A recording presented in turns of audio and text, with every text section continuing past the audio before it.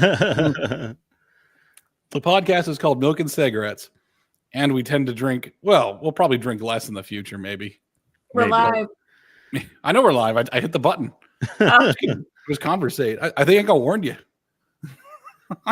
It's all good. It's all good. It's a conversation. It's a conversation. It starts when it starts. Hello, everyone. Hello. I almost said past, present, and future. It's really just present and future. It would be remarkable if we could get past viewers. What's up? Yeah, past viewers. I just go back to them into a dream. I mean, it wouldn't be the worst dream. It wouldn't be a very productive dream, though. I think it would be the biggest bunch of bullshit. Keeping people confused. Today's theme is going to be very confusing because it's how to wield political and moral. I said pressure, but really should say power. I'm going to rename that. I don't know why I said pressure, but how to wield political power, right? Which is not something the right is actually used to doing. I think the Republicans before, all the conservatives were just there to be the fall guy, and their job was to lose. Now they're not losing, and they have no idea what the hell to do. Rules for Radicals was a part of this. Like, how do you organize a movement? I don't know if any of them are going to heed it, but they will wish they had because they're all annihilating each other at the moment. Yeah.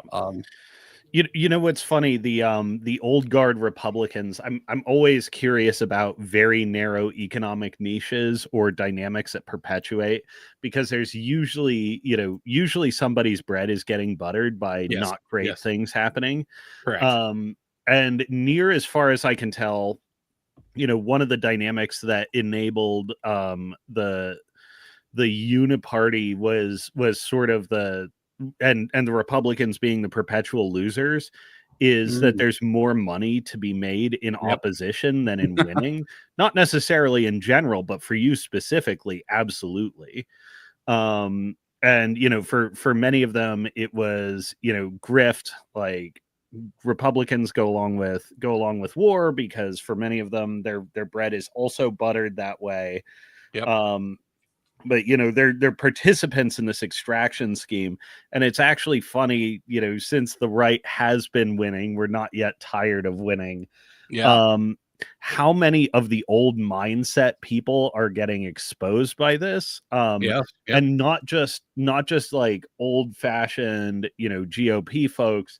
But also guys that really, really were like, we're going to be principled and opposition. And like Thomas Massey and Rand Paul are just showing up as like, oh, you guys are absolutely unprincipled and you don't have any way of acting other than this series of lucrative, gestural, performative, opposition points. We have the Republican House has an Uncle Tom problem, to be very derogatory. And we got a bunch of shucking, jiving, tap dancing libertarians that just don't want anything to ever change. And which is, by the way, this is the grift of any political commentator. If they are a utopian, I shot a video yesterday. I'm going to put it out later. It's pretty much about how tradition doesn't really work out because it's really hard to actually be traditional. And it's also not very beneficial. It looks good, right? Because it's part of the utopia. You wish you could just go back to a yesteryear when everything worked. But the thing is, you are what you are right now. Well, the thing about libertarians and other utopianists, like communists, whoever else, is they don't know how to go from where they are right now, this flesh and blood creature we call an American, over to the society they want to create without billions must die or some other crazy hill that no one is ever going to want to climb. So it's always, I'm correct theoretically, if we were to invest in tremendous amounts of chaos, which they never do. It's always the status quo. It's always some token effort. If I hear one more, I'm only 4 minutes in, so I'm not going to curse too much. If I hear one more thing about bump stocks, I would have lost my mind. It's like, we have forced reset triggers. It's fine. Like, you don't have to be this Puritan about the thing you have, but also you never make any progress. I guess what I'm saying, it's purity over progress for those types. Right. Yeah. So all it is a way to kneecap your own allies or supposed allies whenever they have to, compromise a little bit. I was thinking about that earlier today too. The Voltaire thing, don't make the perfect the enemy of the good. Yep. And in analyzing it a bit more in depth, I have come to the conclusion that the perfect is virtually always the enemy of the good. Yes. Yeah. Don't nudge this thing, man. Just nudge it a little bit. Yeah. I got to reset my camera, by the way. I'll still be on for audio. Oh, you're good. Yeah, no worries, no worries. Appreciate you. If there's one thing I have to actually say about the left that they did really well is the baby steps, sort of gradual change over time. Yes. Like, you think about how very different America is from the 70s when this kind of first started taking off, or the 60s, or before. It's sort of like the small nudge, the small nudge on issues like abortion, issues like civil rights. Mm-hmm. Man, like, and the way that they managed to get into the institutions and do like a 50-year project is crazy. And this is the thing, is like what frustrates the hell out of me is because Trump is 9 months in now? Mm-hmm. 9 months and 2 days. And everyone wants him to go faster and faster. And I was like, listen, he's unraveling a thing that the left has been putting together for 50 years. And their virtue was patience. That was how they were so subversive. So it's like, this is going to be a long time to do certain things, right? It's going to take forever to do certain things. Like, it's the H-1B maneuver was a gambit was pretty intense. Like even the pared down version that we got clarified by Karen Leavitt later, like although we wanted to have like $100,000 fee per year per H-1B immediately, turns out it's just a one-time $100,000 fee for any new applications, which is still a massive amount of money. Yeah. But didn't they add a salary minimum too of $150,000? That's working its way through Congress, I think. Oh, okay. Yeah, I think so. I think it's a separate thing. But yes, if that happened, it would completely solve the problem. Which, even like Elon Musk was, when Elon was having his crash out about H-1Bs, he agreed with. Mm-hmm. And I think everybody who's reasonable would agree with. Even he was agreeing with a $200,000 salary minimum, which is a little bit higher. But yeah, it's like these things take time, and it's gonna be a negotiation. And yeah, I know everyone's gonna accuse like the George Alexopoulos comic of the football player who has a wide open field, and they say, "Oh nope, slow and steady wins the race." Just stops the football. Well, I think there's a very big difference between slow and steady in that regard, where they're not actually doing anything, and how frustrating that is, versus you're actually doing something, but it just takes time. I think there's a very big difference between those two things. It's a big difference, but it's not a perceptible difference at the time. Sometimes, sometimes if there was like more fallout within the administration or something like that, or I don't know, if someone had another plan, then I'd be more inclined. But some stuff that seems like it should happen really quick sometimes takes forever. Mm-hmm. I think right now Trump is being very conservative with what he brings to the Supreme Court, which is why he has this massive win record at the moment. It also doesn't hurt that the Supreme Court justices are now being threatened by leftists, which I think affects it affects all the judges, I think. Yeah. So they're going to be inclined. Yeah. I wonder how many wins we're going to get out of this government shutdown as well. Because a lot of the wins that Trump's seeking it's like Doge is the budget.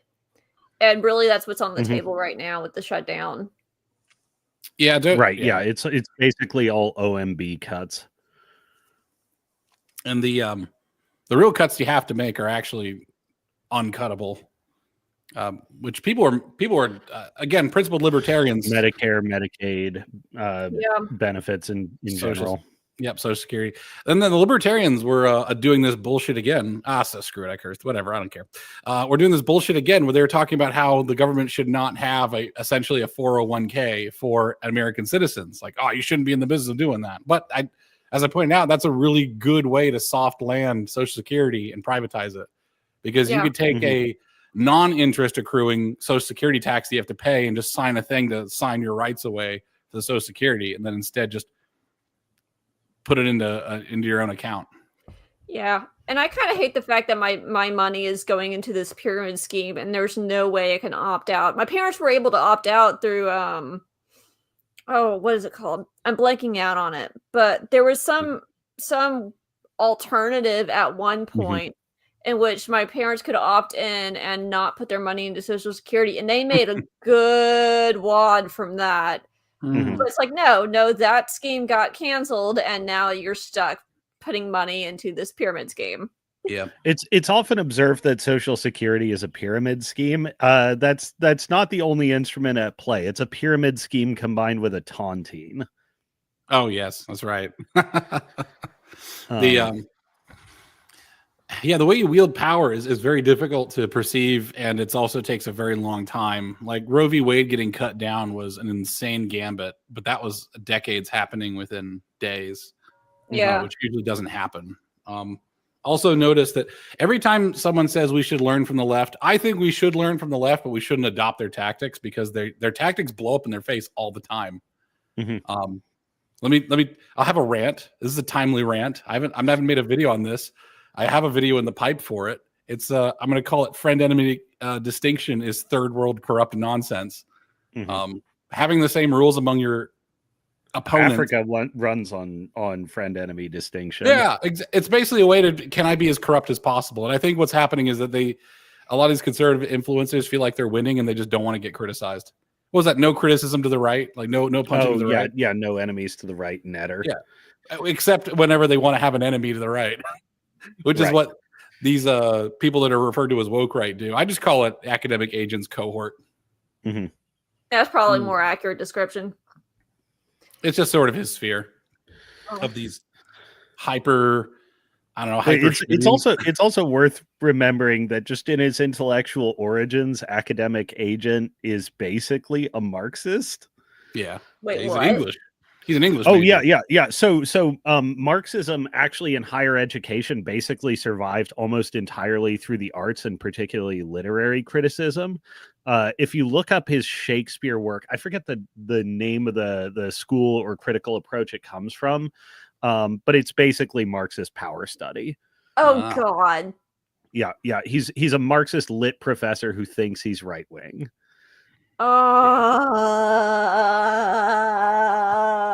Yeah, it's very annoying, very stupid. Yeah, that's why I'm saying is like these guys come in with terrible ideas because they think you could just take victory, and they think you could just I'm gonna bust it up. I'm gonna attack the Reichstag or something like that. But like someone pointed out, like if there was a new Hitler, right? If there was a new Hitler, he'd be in jail, like immediately. Like you can't have a populist movement that is also illegal, highly illegal. I would almost call it like Christian style populism is way better because as a Christian, you're actually supposed to be explicitly obedient to the state while also being extremely subversive in the most positive and unassailable way possible. That's accurate. Yeah, exactly. I'm going to love you. I'm going to love you in the most subversive way. I'm going to convert your I guarantee the Romans were first converted by Peter through talking with like powerful men's wives and daughters who saw the suffering that their fathers were going through and wanted a better life for them. That's how it happens, right? So the Christian winning looks a lot like losing. I get a little bit frustrated with these sort of non-Christian operatives that don't really understand Christianity. Who will think that Christianity is, it's weak and it's useless and it's losing, no, it's just a very slow way of winning the end, but you have to win. Like how to wield political and moral power in America is you have to win the hearts. Unironically, you have to win the hearts and minds. You have to make, which is why we're going to get to our animal friends and our animal not friend, Hassan Piker, because he's a really good example. We don't like to do the current thingisms, but he's a really good example of how you wield power properly, political and moral power coupled together, and how the right functions at the moment, which is, as I predicted, everyone got very, very autistic about that shock collar and found exactly the model number. And that was very predictable. It must be Hassan's first day on the internet. Yeah, I woke up to that comic by George Alexopoulos, and I was like, "Oh my God, what the hell happened?" It's a good one. I'll pull it up. Yeah, Yeah. And then when I found, So then I think my entire feed was Sonic Piker and that poor dog, and it just Anyway, continue. I Sorry, like dog. the AI videos for that one where the dog shocks him. Oh, I saw that. Yeah, he did a was it Palpatine? Yeah. Oh man, the search function on X sucks. Oh my gosh. I type in Alexopoulos and it's like not even close. What? Is it G Prime? G Prime. G Prime Thank you. 85. Thank you. There you go. Yeah, Alexopoulos is just not showing up. That's so stupid. It's in his name. It's not in his username. All right. Let me add my screen. So I think maybe at some point in the indefinite future we should because this sort of returns to the Christian and pagan thing. Yes. You know, I think it's probably at some point worth doing a book club on Rene Girard's I See Satan Fall Like Lightning. Okay. In that book in particular, he, you know, lays out how Christianity is remarkably unique as a set of founding principles or origin myths versus other religious systems in the past. You know, I think it's worth remarking on.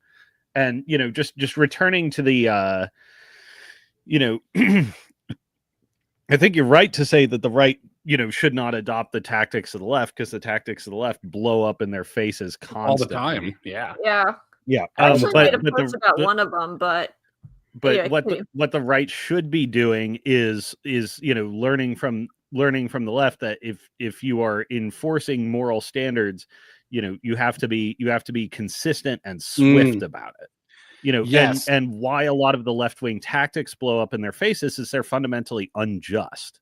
People are, you know, sensitive to that.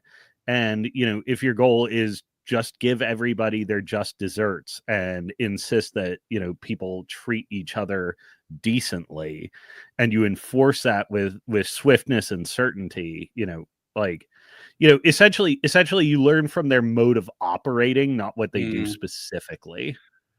This is an important part of Christianity, actually, that a lot of pagans and a lot of trad online people have a problem with, right? Like I'd call them power politics people, right? Power politics. Is that for Christianity to really work, you cannot have a state that enforces. I always use Maryland because there's a law against fellatio in Maryland, unenforceable. I also want to know like how someone in the 18th century had to describe that.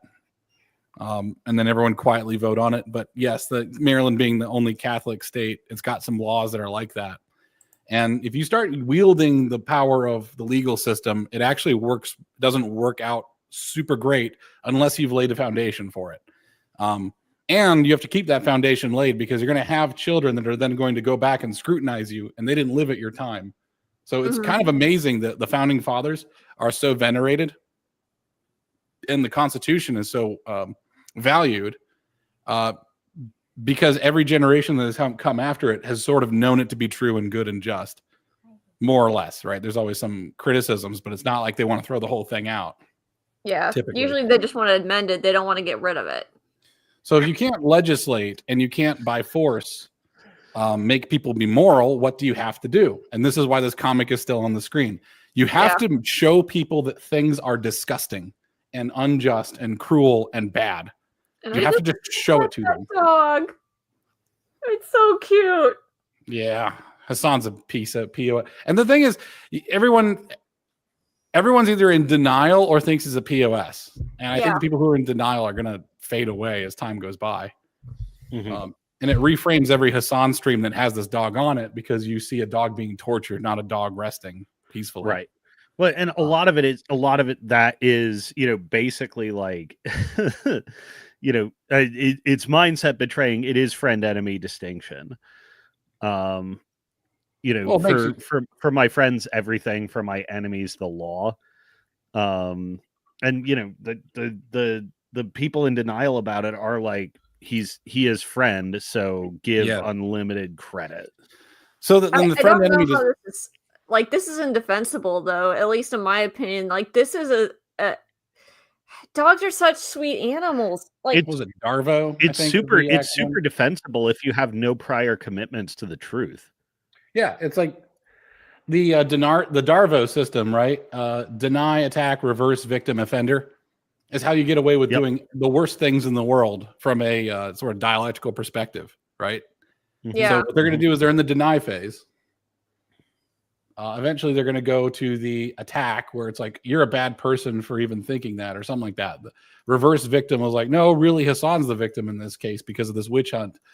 And then off it goes. I know you're saying us at like on a theoretical level, and you're right, but at the same time, it just boggles my mind. It's not theoretical. They're doing it right now. I know they're doing it right now. They're just lying monsters. I'm like, oh my god. They've done worse. They've defended way worse stuff than this. Like they've absolutely defended some awful stuff, like cutting kids' dicks off for like a decade now. Yeah, I know, it's awful. I can't stand it. And I'm just like, how do these people keep getting away with it? And I know this is what they do, but at the same time, it's like, how is this even working as a strategy that actually seems to be working?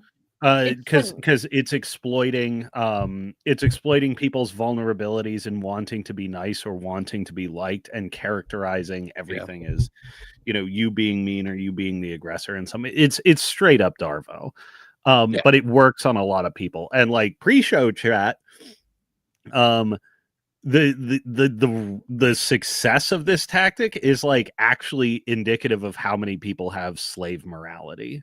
Oh yes, that's right. We're talking about how some people are kind of just born to be slaves, submissive, and not question their leadership. Yeah, which is a strictly psychological phenomenon. Yes, and this is why I also hate Curtis Yarvin's idea about the monarch. I don't like any monarchists, is because essentially what they're saying is like, no, it's totally valid as an American to bow down before a king.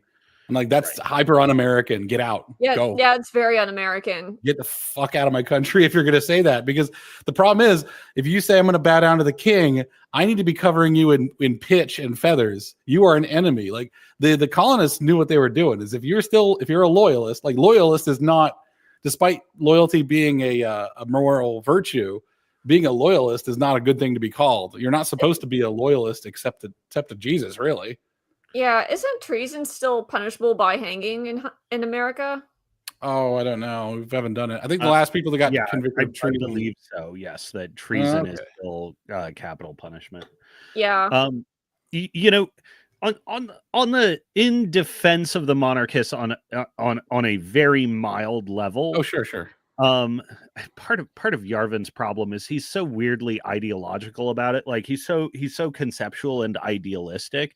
It's like actually a system with a king and titled and landed aristocracy is actually like not that bad as far as systems go. It does contain mechanisms for redress.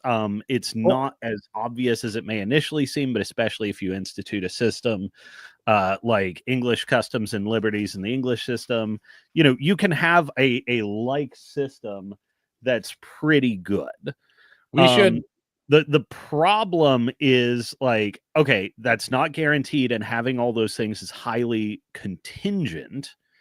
And two, like, what's the road from here to there? Like, you're not going to impose a rich textural, well worked out monarchical system, even if the king appears. Like, there's no way from here to there. There's also no king without barons, counts and everyone below. Mm-hmm. Like that's where it started out. Like you were saying before in the pre-show chat, like these kingdoms of England, or these sort of duchies of England, had to join together and then have a king rule over all of them. Well, if you think about it, like England is the size of Michigan, and Michigan, I think, is like not even one of the top 5 largest states. Like, to rule the United States is an insane feat. You have to have people and, like you said, levels of power in order to make the whole thing function. Here's what I propose. Everyone... And you have to have buy-in. Yeah. Like in America, there's no buy-in for this. No, Americans are just like, I have my own stuff. The American power is actually its selfishness. Yeah. If you look through, and I don't consider that a bad thing. Like you should be selfish, as in you're like focused on yourself. Those two phrases are like the same thing, but one of them has some baggage to it, and everyone doesn't. So I'm going to say focused on yourself instead of selfish. But Americans are minding their own business. Well, so another like mild, like very, very mild, giving a point to the monarchists is like there's a substantial minority of Americans who are not well suited to self-governance right now. And that's one of the major political problems that we have to that we have to deal with. Right. And I guess this might be a topic for another time. We are veering a little bit off the main topic, but I think it'd be interesting is like how would we deal with that? You know what? We should just take over England and turn that into the kingdom, and everybody who's really low agency and just wants to be a slave can go live there.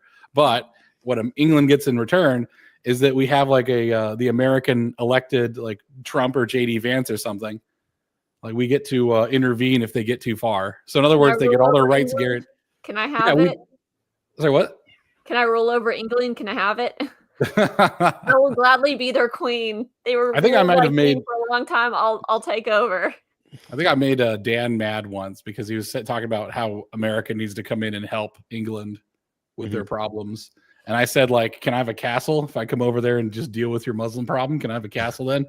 And I think those castles are kind of sacred to those guys. It might have been a bit mean. I was like, hey, man, makes sense. I'm vanquishing enemies. I should get a castle. It sounds like the least you guys could do for me.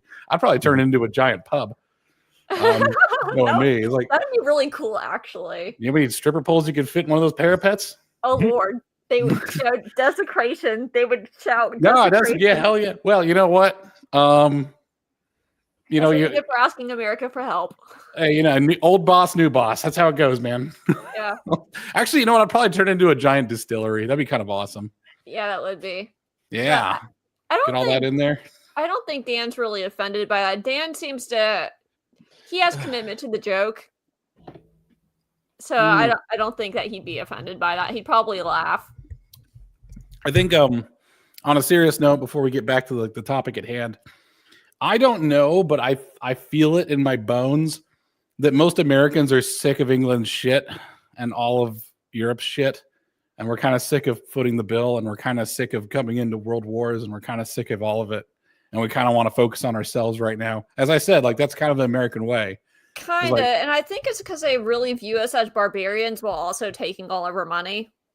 Yeah, I don't know why they dislike us so much, but I mean, we're loud. We get to be loud. You guys aren't speaking German, so we get to be loud. What do you want from us? We developed entirely new technologies to wipe 150,000 people off the earth in a given millisecond. So we're going to be like, we've done crazy shit. Americans, by the way, the reason why Americans are so loud is because we're constantly competing with other Americans. And Americans' truest enemy is other Americans, always. Yeah, we're kings of our own castle, and everyone else is competition. I mean, we've destroyed ourselves. Yeah, I know exactly. I'm sorry, Russian. Send us a DM and we'll say it. We'll just everybody signs the podcast. Everybody signs off the podcast as we all just start making the end noise, like, and it just charges up as I hit the end stream button. Whatever. And good night, good evening, and good luck. And finally, thanks for all the. Good night to all the. Yeah, I'm gonna go for it. We'll just say everything. You can say whatever you want in America. It's kind of crazy. We say too much shit. Just quote Imagine Dragons. Did I quote Imagine Dragons? Shit. I have to flagellate myself. Oh yeah. Just quote us on when you want to. Yeah. These. He's got a quote for all occasions. Oh my god. In Minecraft. Yes. So the left wielding political power is they abuse it and they go ham. All right, I'm starting to feel the whiskey. Hell yeah, let's get this podcast going. They go way too hard, way too fast, which is the one thing everyone says Trump should be doing. It's like, no, we shouldn't, because every day that Antifa, throws a temper tantrum outside of an ICE facility is another day where the public doesn't like it anymore, and they're getting kind of tired of it.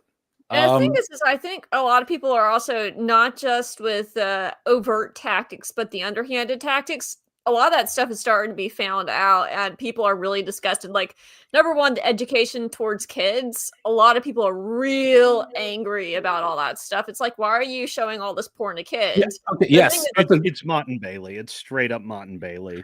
This is an important part of how the right actually wins. If you're a Christian, all right. So I was going to say earlier, there's certain amounts of leaps of faith that a lot of like paganist types or power politics types cannot make. Okay, here's the leaps. Okay. And as a Christian, you have to believe this. You have to believe this as a Christian, even though it really hurts and it doesn't feel right. Which, by the way, being a Christian it really hurts and doesn't feel right. See the guy on the cross if you want a good example. You have to believe that people are deep down, they are decent. Whoa, that's hard, isn't it? It's really hard. Romans were nailing Christians to crosses while Christians were at their strongest, I think, spiritually. So let's follow that example. You have to believe people are decent. So when I show this poor abused dog, I have to believe that it moves some people. Mm-hmm. Okay? I have to have faith that there's goodness in others. Second off, it hurts. And second off, I have to tell the message even though they're going to want to kill the messenger. Whoever they is the powers that be at the time, right?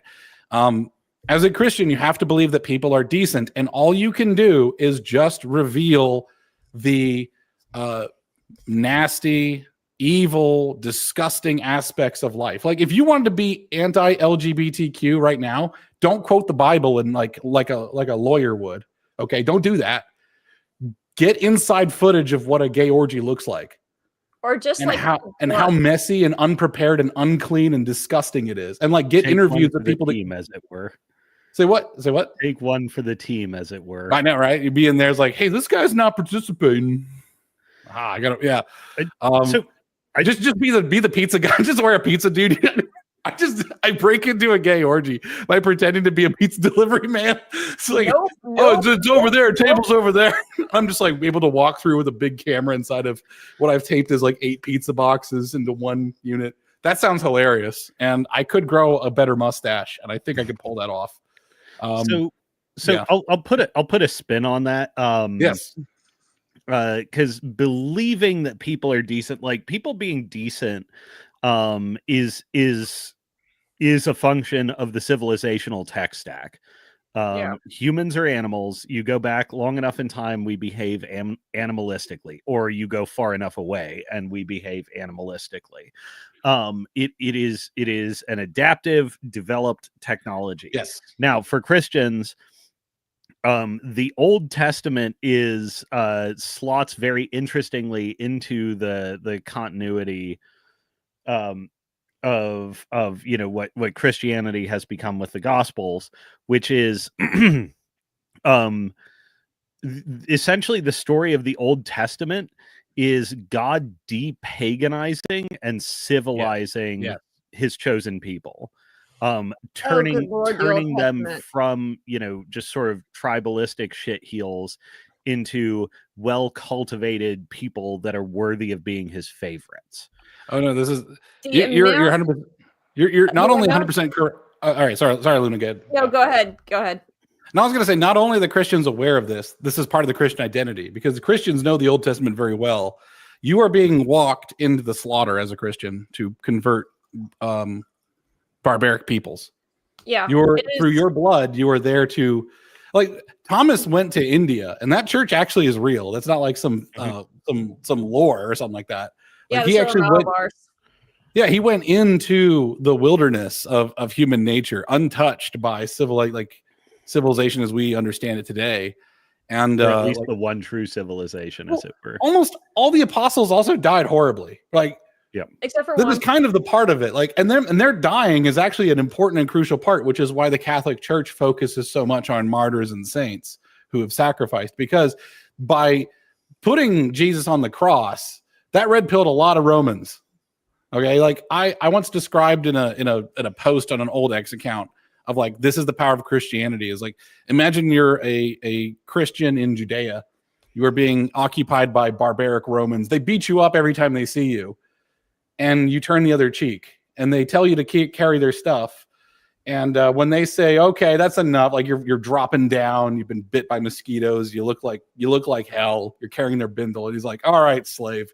All right, like he's all right, Jew, get away. All right, you're done. You're like, no, I'll take this the rest of the way to your place. He's like, what? Are you serious? It's like, yeah, I'll take you to your place. It's no problem. And then you go over there, and the Roman soldier is not literate. Turns out you're a man of letters. Why a man of letters is like carrying your bindle for you. You're like, okay, something's weird going on.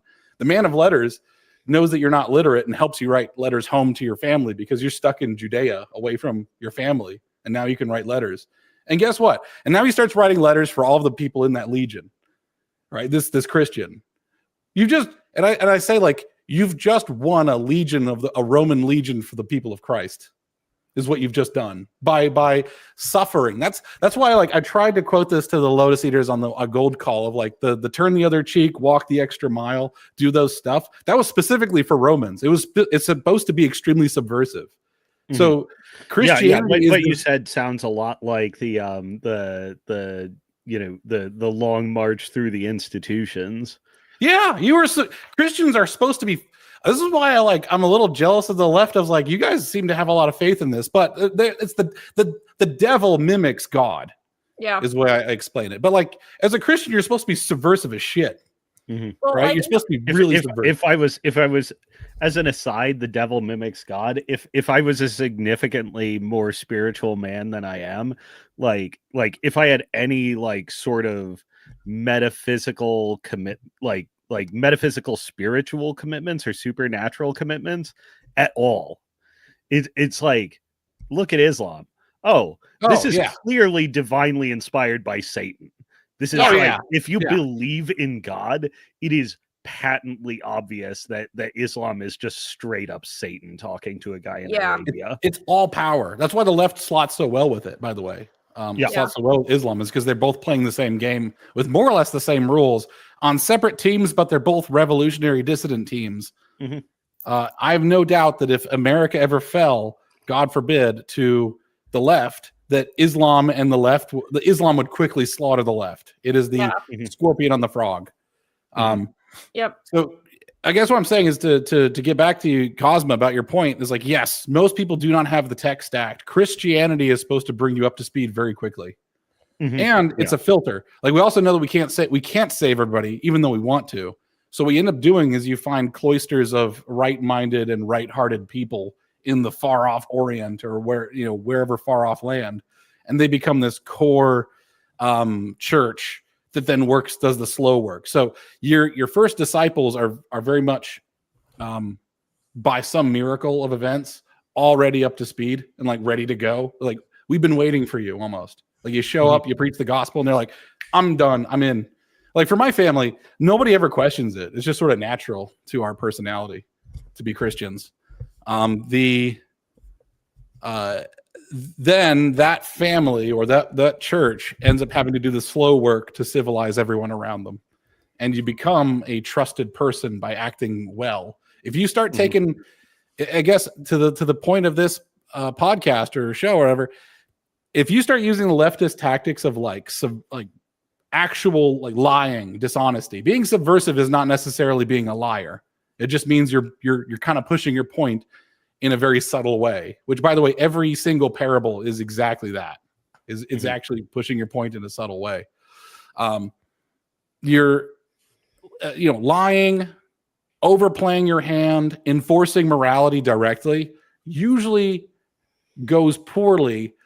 Enforcing morality directly is okay if most everybody's on the same page. Like, my joke is a communist, a libertarian, and a person that doesn't want to change the age of consent walk into a bar. That's my joke. Is like, we just don't want to change it. If it was 14, America would change it. We wouldn't, I don't know what it would be, but it wouldn't stay 14 for long. It sure as hell would not be 9 or whatever it is in some Middle Eastern countries. Yeah.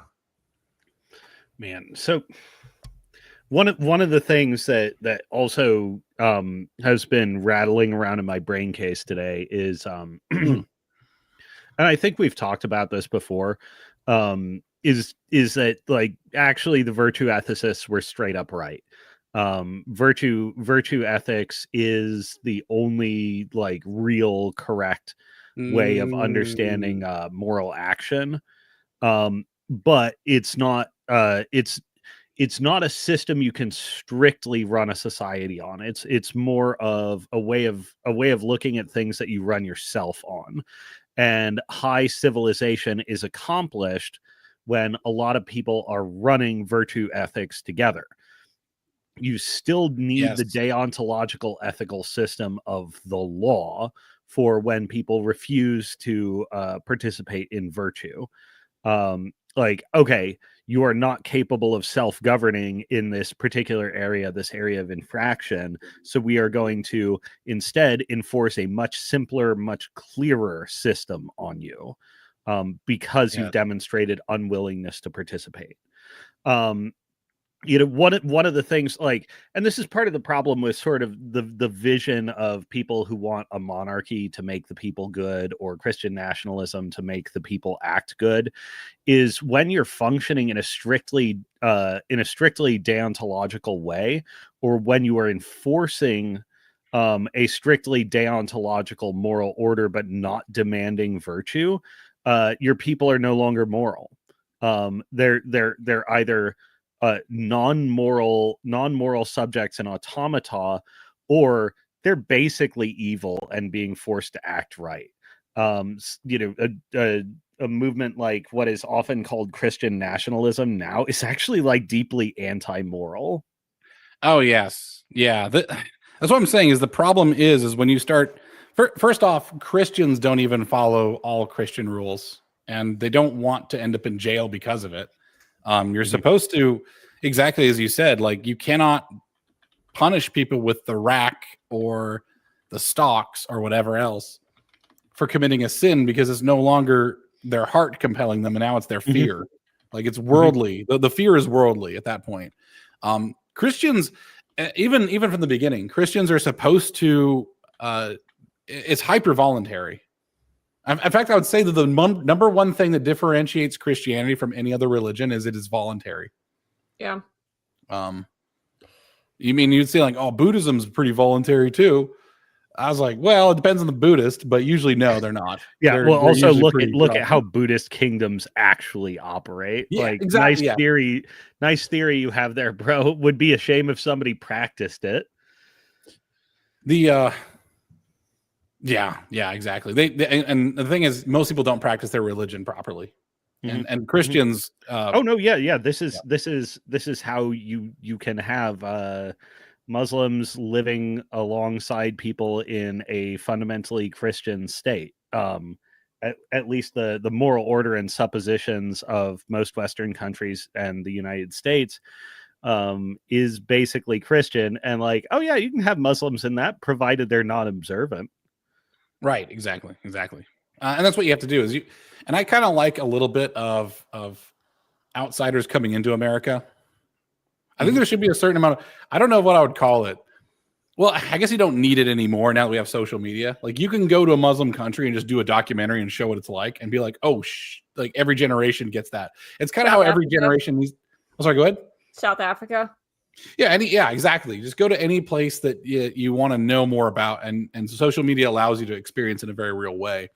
There's no name for this that I know of, but it's kind of like the every generation invents sex. Sure. Sort of idea. Like, every generation needs to invent moral outrage, and if they don't, things go really bad. Are you talking about rediscovering Atlantis? That theory? I mean, I don't know what that theory is specifically about Atlantis, but I'm saying is that progressives rediscover marriage or social norms, and they act like they discovered Atlantis. Well, yeah, exactly. You know what? Exactly. And the thing is, wait.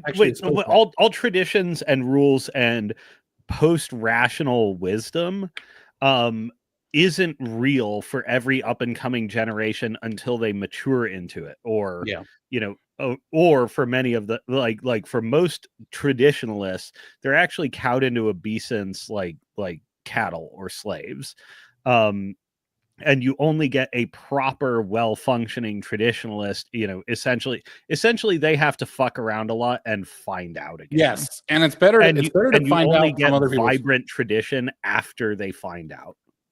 Yes, you know what? I like that. I'm going to need Alex to explain the rediscovering sex thing. Every single generation thinks they are the first ones to discover sex. Right. To quote Penn Jillette from Penn and Teller's Bullshit, your grandma was having sex. She was probably liking it. People invented sexy long before. So when you see like young ladies like, ooh, this is really sexy. I'm like, I look back to like the 1920s and I'm like, let me show you some real dames real quick. Because they knew how to do it. Holy shit. Like, and then of course, once you find out that your grandma absolutely had sex, then you become a Puritan and like sex is evil. But it's, yes, you have to F around and find out. And the best way to find out is actually from other people effing around. So we constantly, if the right actually wanted to maintain moral power and political power, is it should be constantly showing how awful other countries are, which is why the left does the opposite. They're always showing the purpose of the Old Testament, if you think about it, because a lot of the Old Testament is the Hebrews. Wait. So that's abstract. Yes, it's got to be visceral or like awakening something in you.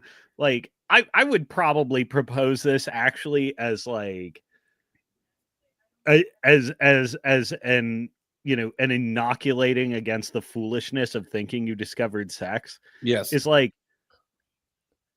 show a young man an image of Betty Page. Like Betty Page did some stuff. And it's like, okay. Oh, Betty Page.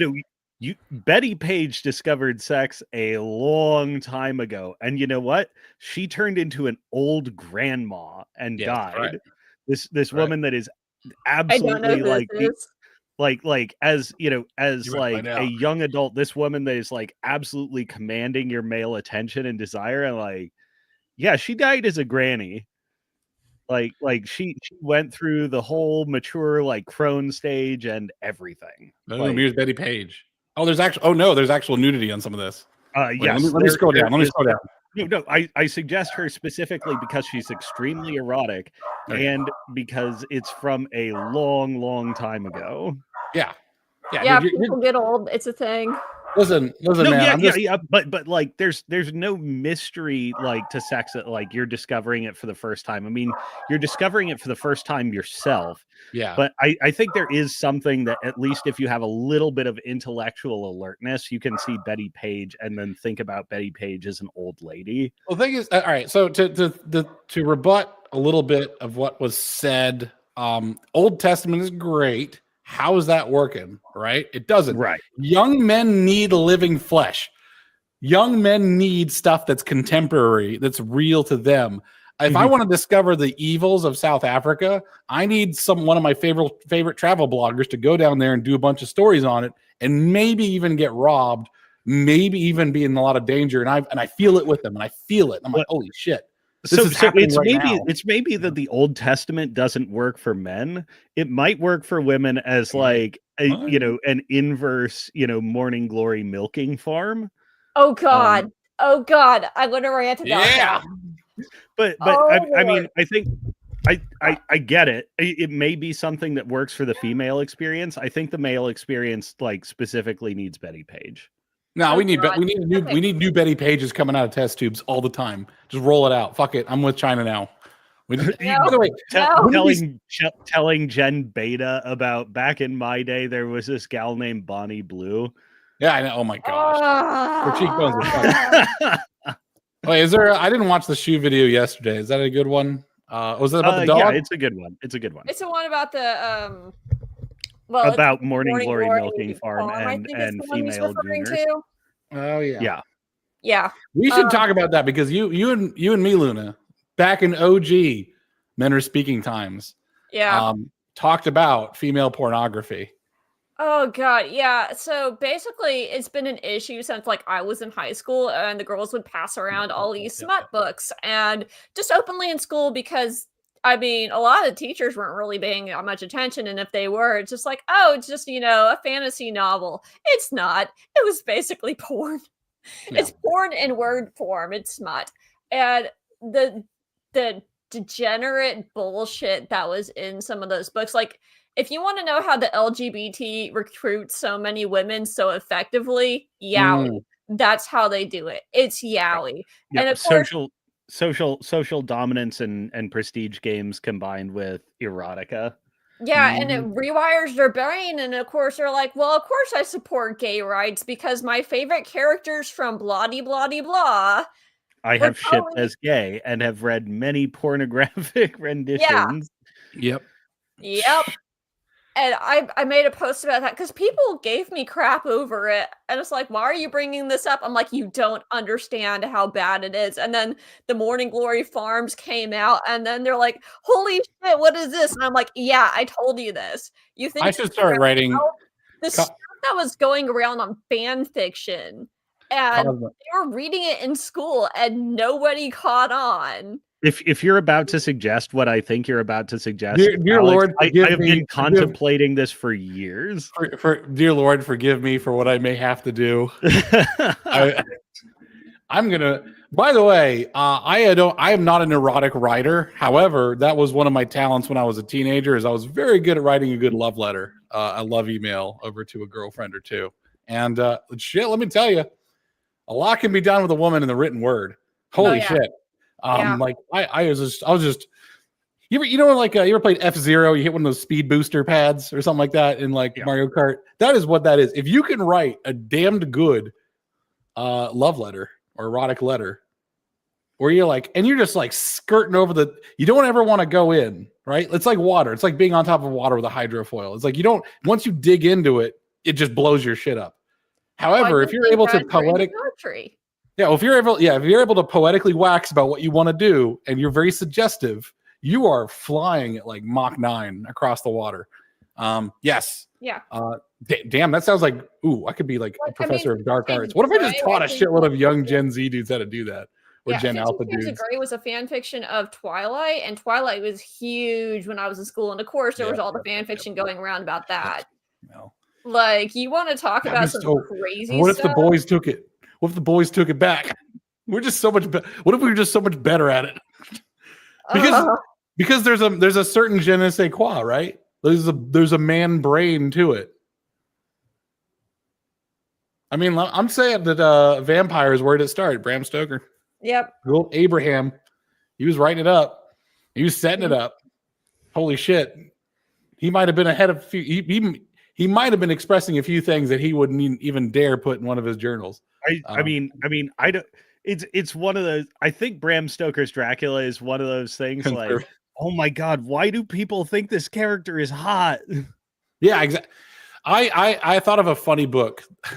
This is, you know what? I love the tangents. I thought of a really funny book. This has nothing to do with sex. It has to do with babies. Actually, tangenting for like a full 45 minutes. No, we've actually been pretty close to the subject of how to wield moral power because we were talking about like how to. Yeah, I've actually been keeping it pretty on tight. But like for the, I wanted to write I thought of a funny book concept where it's I called it Baby Man.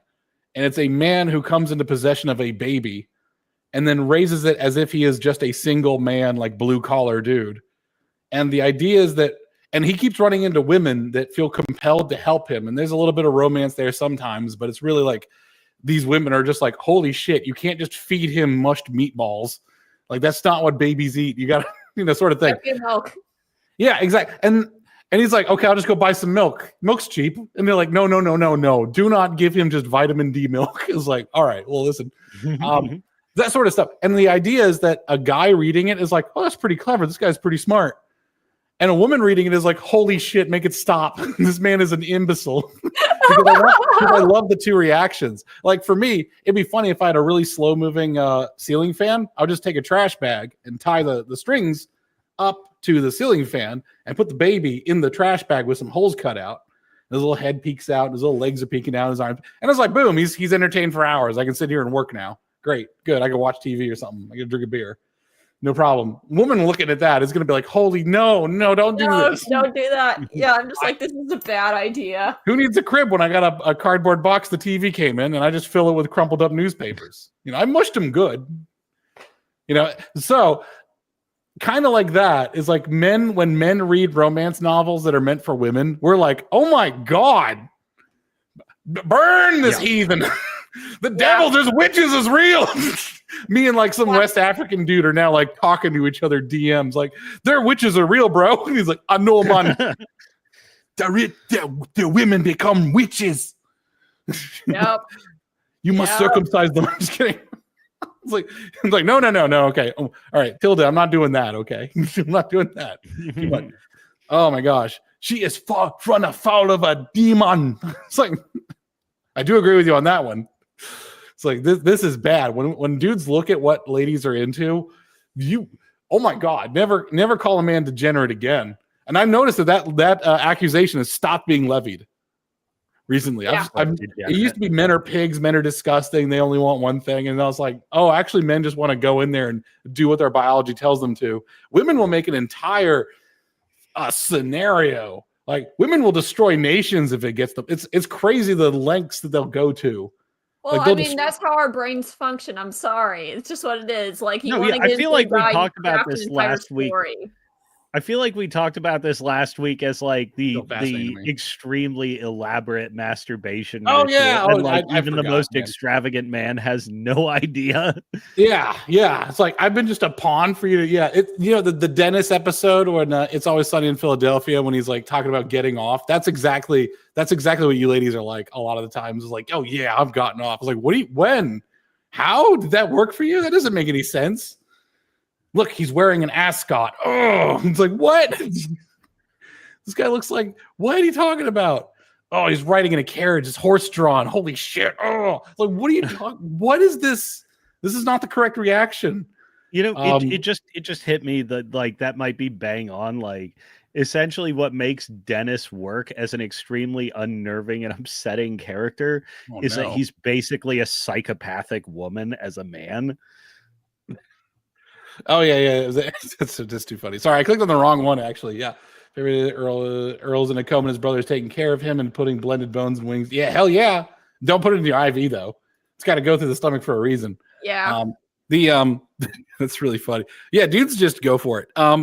Back to wielding political and moral power on the right is like, yes, if you want to show this off, it would actually be extremely beneficial.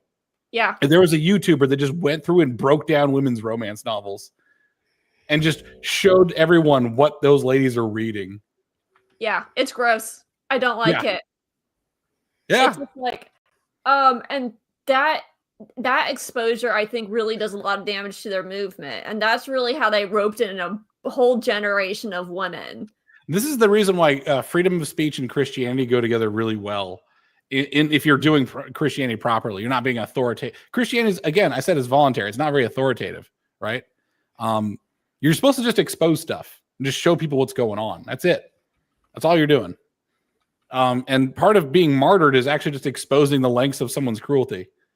It's like, I go into the town, I preach that I love God. God's great. And you are saved if you accept Jesus Christ, your Lord and Savior. It's like, oh, and where you're taking me, officer?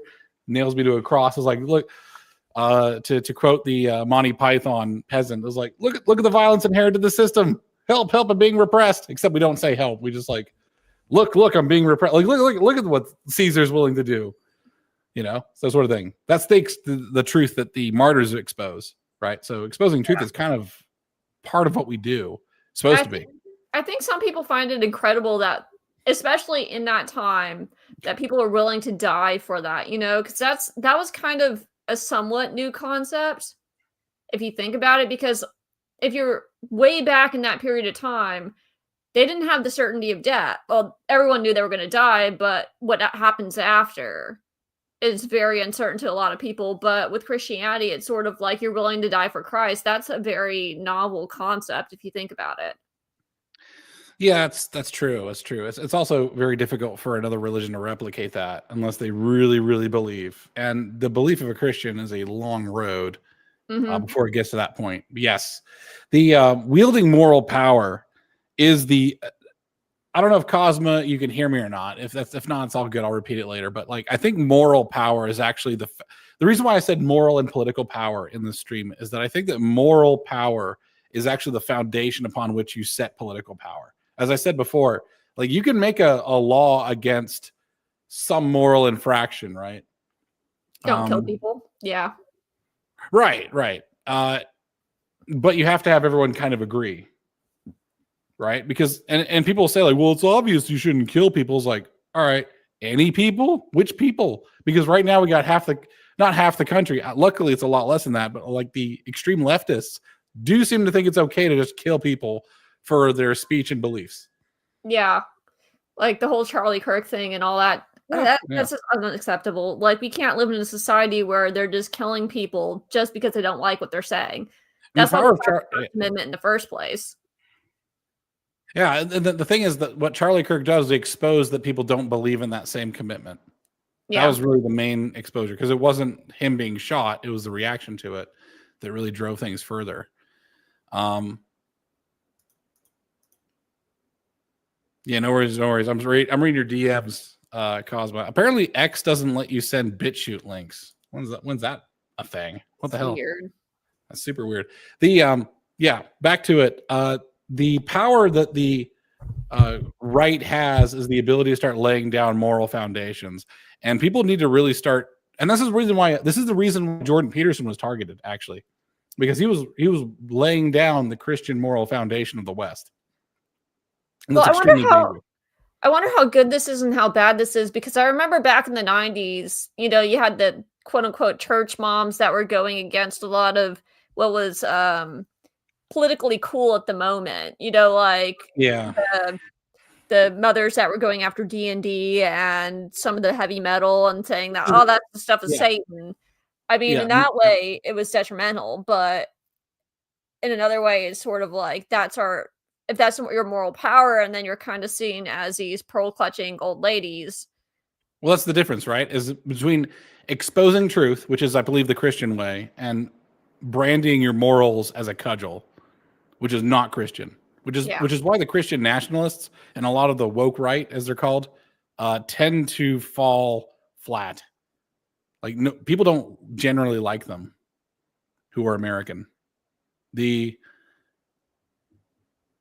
different panics that have happened, like the satanic panic, as Alex Cosmos like pointing out, is that was when Christianity tried to be authoritative, and it just doesn't work. If you want to be authoritative, and the thing is, that's a reason why so many Christians who are authoritative and want to be authoritative are actually indistinguishable from Muslims in terms of their main results, right? Like they want a great crusade with axe, pike, shield, and sword, which is fine if you're defending your nation, right? Yeah. But if you try and create a movement on that, like the Crusades are still used as a cudgel against Christians now. Yeah, and that was a defensive war. Like, it was a defensive war of the Holy Land. Yeah, I'm aware, but at the same time, it's sort of like you're trying to do you think the Crusades are a good thing, and they kind of were, but like you said, is you still used as a cudgel against Christians. Well, and this is the point I said earlier, like in the stream, that was maybe a bit subtle. Is I said that not only do you have to create the foundation, a moral foundation upon which then you can put law, but you have to defend that foundation forever and constantly remind people. This is actually where we got onto the Betty Page stuff, is that you need fresh flesh to show it, because no one who sees the barbarity of Muslims today thinks the Crusades were a bad thing. Yeah, because they see it fresh now. Like, you see a live leak video. People, when I go to church, by the way, because I go to a church that was Indonesian for a while, Indonesian in America, they would straight up show people getting their heads chopped off. Oh, and they would say, like, yeah, this is happening in a church over in this island here in Indonesia. So we're raising some money for a funeral. And I was like, that shit's fresh as hell. I don't need it. Like, I joke around that my family and my Christians back in Indonesia were living through Acts, but that was correct. It was very fresh. Like, you notice that the stuff that happens that's very contemporaneous is the most powerful. Mm-hmm. Right. So yeah. It used to be that when you Googled the phrase Indonesian girl, don't ask me why I was Googling that when I was like a teenager. When you Google it, this is before Safe Search was even a thing. One of the first pictures that would come up was someone who was beheaded, and her head is just like next to her body. Oh man! And this is the reason. Like, why is this shocking to Christians? But because they've lost their way, they forgot. Like, they forgot what's going on. But talking about it and seeing it are two completely different things. And I've seen some stuff, but which is why it's like, oh, to me. But at the same time, it's like, yeah, to show that is a completely different thing to saying it. That's what I'm saying, is that like it makes it real. I guess what I'm saying is that every generation needs a Betty Page because we need stuff to be real. You know what I mean? Yeah. We need it to be real. And even stuff the Catholic becomes Church, abstract. Talk about some like the bombings and the killing of different major church groups that we know about in like Africa, you know, how they'll have Muslim groups come in and just slaughter all the Christians there. So we do talk about that. We'll talk about some of the bombings. Too abstract. But we don't really. You should see the bodies. Yeah, we don't really look at the bodies. You should be forced to look at it. Like you should be forced to. I think Christians should be. If you want to belong to a church that is dedicated to Christ, I think you should be forced to look at what is done to Christians. I mean, if name your favorite apostle. It can't be Peter. Just any apostle. I want to pull up the map. That was a great map of like where all the apostles. You do know that all of them died in terrible ways, except for the one that got marooned on an island, which sounds kind of lame. What? That sounds kind of lame. He there to preach the gospel. Yeah, I am aware of that. Why would I not be aware of that? Yeah, all of the apostles were martyred except for the one who I think he's referred to as the beloved of Jesus. I want to say it's James, but I'm not 100% on that. And I feel really bad for not knowing that. John. It was John. I can't believe I got that wrong. It's all right. Yeah, I don't know them either. That's all good. The point I was making was that, like, imagine you saw that martyrdom. Would that not make you a better Christian? Understand the lengths at which it goes through. Like, if John was being martyred in the next town over, would you not go to see it? Like right now, like right now, like he's scheduled for like Tuesday. You'd want to go see it, wouldn't you? I mean, that seems like the Christian thing to do. I mean, I could, but it also seems really gruesome, and I also can't get off work. But I feel like I should. Oh my gosh, we're talking eye of a needle, Luna. Eye of a needle. Eye of a needle. That's all right. I forgive you. I'm kidding. What was it? The rich man is like, drop all your stuff and follow me. Yes. That's the whole point, is that to get through the door, you had to get like basically take everything off the camel. The camel couldn't get through. So in order to get to the kingdom of heaven, you have to basically let everything go. Yeah, that's correct. And go watch John get martyred.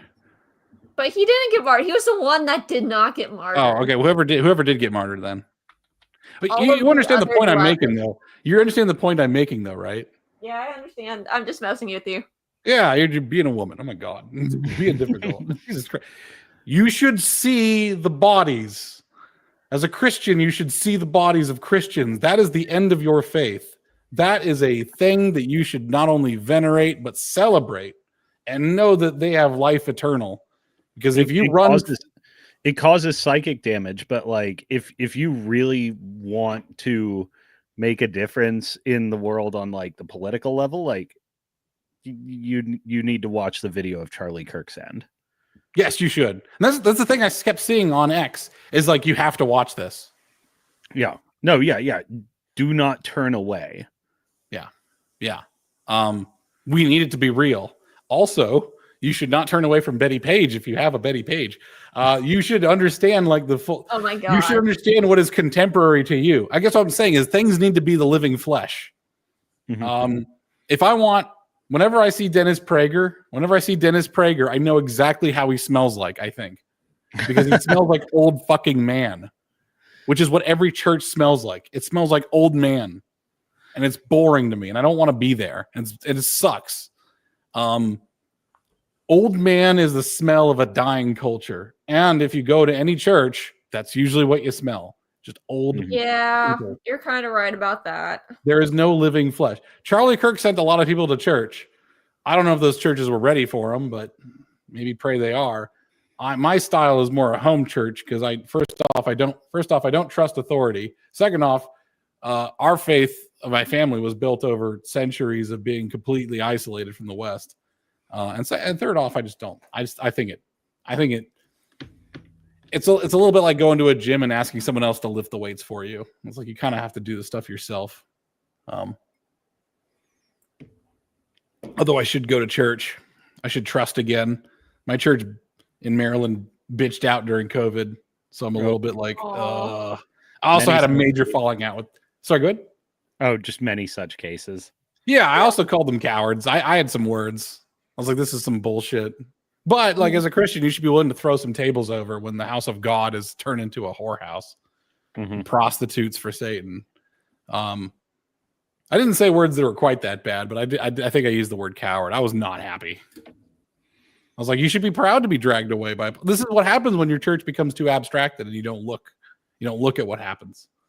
Every Christian, I think, would be an either. And if the gruesome scene is too bad for you, just leave. Don't be a Christian.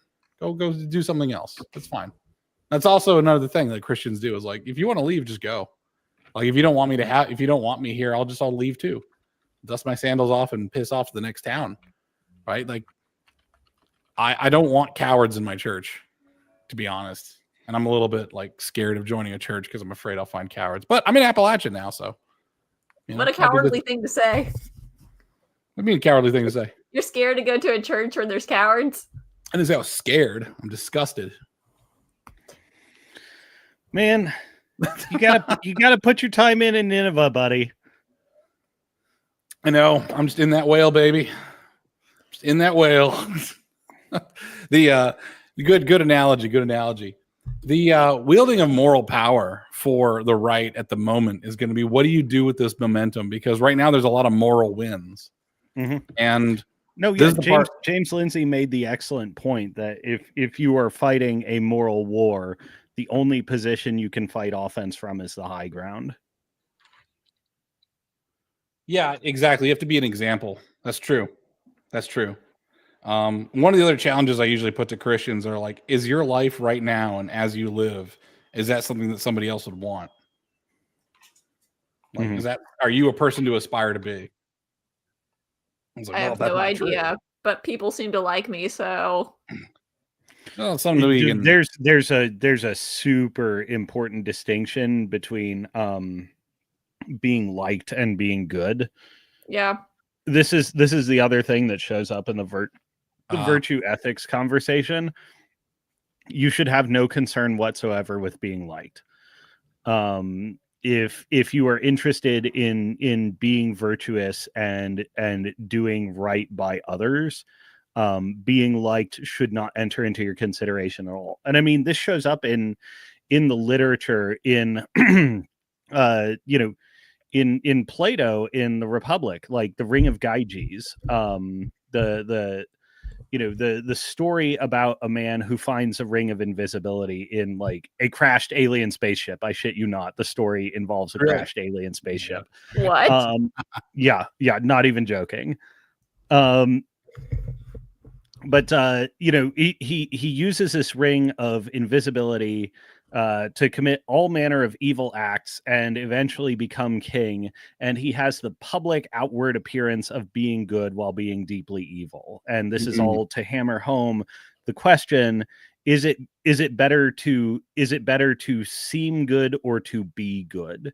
It must be a conversation of substance, and in order to achieve substance, you must have no interest in being liked. So a difference between the good man and a nice man. Yeah, I understand that. That's not what I was trying to say, but oh, sure. Yeah. I mean that you do well by people and they have earnest affection for you based on your deeds. Yeah. That's like there was a warning. Oh gosh, I forget which one it is. Which of the four gospels is kind of the wonky one that's just sort of filling in the gaps? Was it John? I think it's John that you're referring to. John chapter 15 verse 19. I think it is. It was where it's pretty much saying like you're going to be thought of as a fool and hated if you're a Christian. Being liked is the opposite. You're supposed to touch people on a very fundamental level that it transcends culture. That is like there is a human. When I say all humans are decent, is like under all of everything. Their conditioning, their survival, there is a bit of godliness in there that recognizes virtue. And that's what you have to touch upon. And people can reject that part of themselves or they cannot. And you find out who your coalition is. The reason why being a Christian also is very difficult politically, or it looks bad politically, but politically it's being a Christian, a proper Christian politically is an absolute, you become untouchable unless they kill you. Right. I was going to say like Trump's a good example. And then I thought about unless they kill you. And I was like, Trump's a really good example. He's doing the best he can. Right. But he's doing it somewhat gently.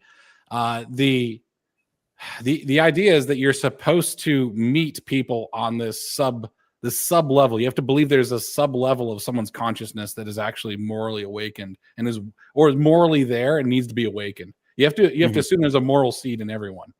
I mean, this is it'll maybe sound a bit like a tangent, but why Chinese Americans are smarter than Chinese, despite not being genetically different. There's a number of things that influence the development of intelligence and moral consciousness. One of which is absence of early childhood abuse, sexual abuse, violence, certainty in your relationships, and absence of tumult in the home. Hillbilly Elegy does a really great way of highlighting this, and sort of the subtext is Vance saying like it could have been a lot worse for me. Right. It is known that a large portion of intelligence is genetic. But some of it is environmental, and it's mostly things that take away intelligence that are environmental, that make you dumber. I want to add being raised in a civilized, high society technology, like high tech society, like high social technology, alleviates a lot of the damage that would have been done otherwise. Like I say this all the time, they are not barbarians because they are stupid. They are stupid because they are barbarians. Yes, and the same applies to moral consciousness. Like moral awakening is a super important thing, and it's the way out of barbarism. It's very easy to perpetuate if you're attentive to it in an already civilized place. If you're not in a civilized place, it takes work and enculturation. There's a really good post by Infantry Dort. He's a guy I follow. He's a infantry guy, and he's kind of like the warrior ethos, and I sort of glean from him. And he says some truisms. And one of the truisms is that America is different from other countries because it doesn't guarantee you anything. Like your citizenship is just a piece of paper. And people will say like, "Well, that's bad." I was like, "Well, actually, that means the meaning is there for you to fill in." That's kind of like your Christianity is like it's nothing. Worldly, in terms of worldly value, it has nothing. So you have to constantly defend it. Now, what happens when you constantly defend it is you have to constantly maintain its quality. And what you see is that you see Western civilization laden with its rights and entitlements and its privileges and its titles. Like, this is why I hate the whole heritage American thing. It's like you guys aren't smart. You objectively are not smarter. You've had all of the opportunity to be smarter, and you've chosen not to be, because all of those factors that you stated before, cultural factors, that like divorce rates right now are pretty high among people who are supposed to be this great master American race. No, yeah. We've been backsliding for some time and losing our cultural and civilizational technologies. Yeah, like we're in a rear guard action, straight up. And people it's falling apart in terms of our inability to actually maintain stuff. So when I look at the H-1B stuff, I actually have a lot of trouble saying absolutely no more foreigners at all, because there are some that create value, and and right now the domestic can't, like, the quality of engineers is extremely low. Like, you look at an engineer from 1955, like post-war, goes to college in 1955, some 18-year-old kid. He's getting not only a better education, but he is just a better person. Almost always. Like, when I talk to an old engineer, it's like, this guy's been going to church. He's got a good marriage. Like, even the ability to stay married is actually a huge, get married and stay married is like a huge technological hurdle. Yeah. And if he's going to college, depending on the exact epoch or school, he probably at least has a decent knowledge of Latin and a passing acquaintance with Greek. Correct.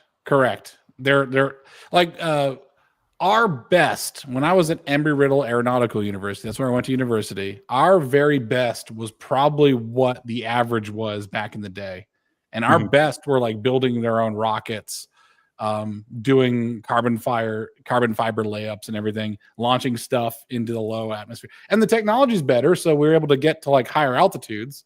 So good for us. But that's not a reflection of our own quality. What I'm saying is the West has been sort of like coasting on its own coasting on its technology, and the quality of the actual person has been going down. So and it's noticeable and it's really frustrating. Now, well, I mean, this is why I put so much attention into, like, if you're looking for a measurable level, I think, or like a metric that you can plan around, I think actually the fertility rate is a good one, because it's a fellow traveler with a lot of other variables.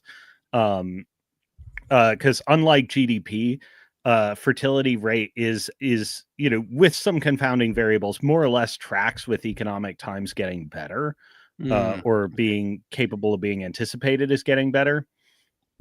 Some modern technologies interfere with this, but you look at other things that interfere with this, like government guaranteed old age pensions. Like, clearly it's an anti-civilizational force. This is because it has negative impacts on fertility.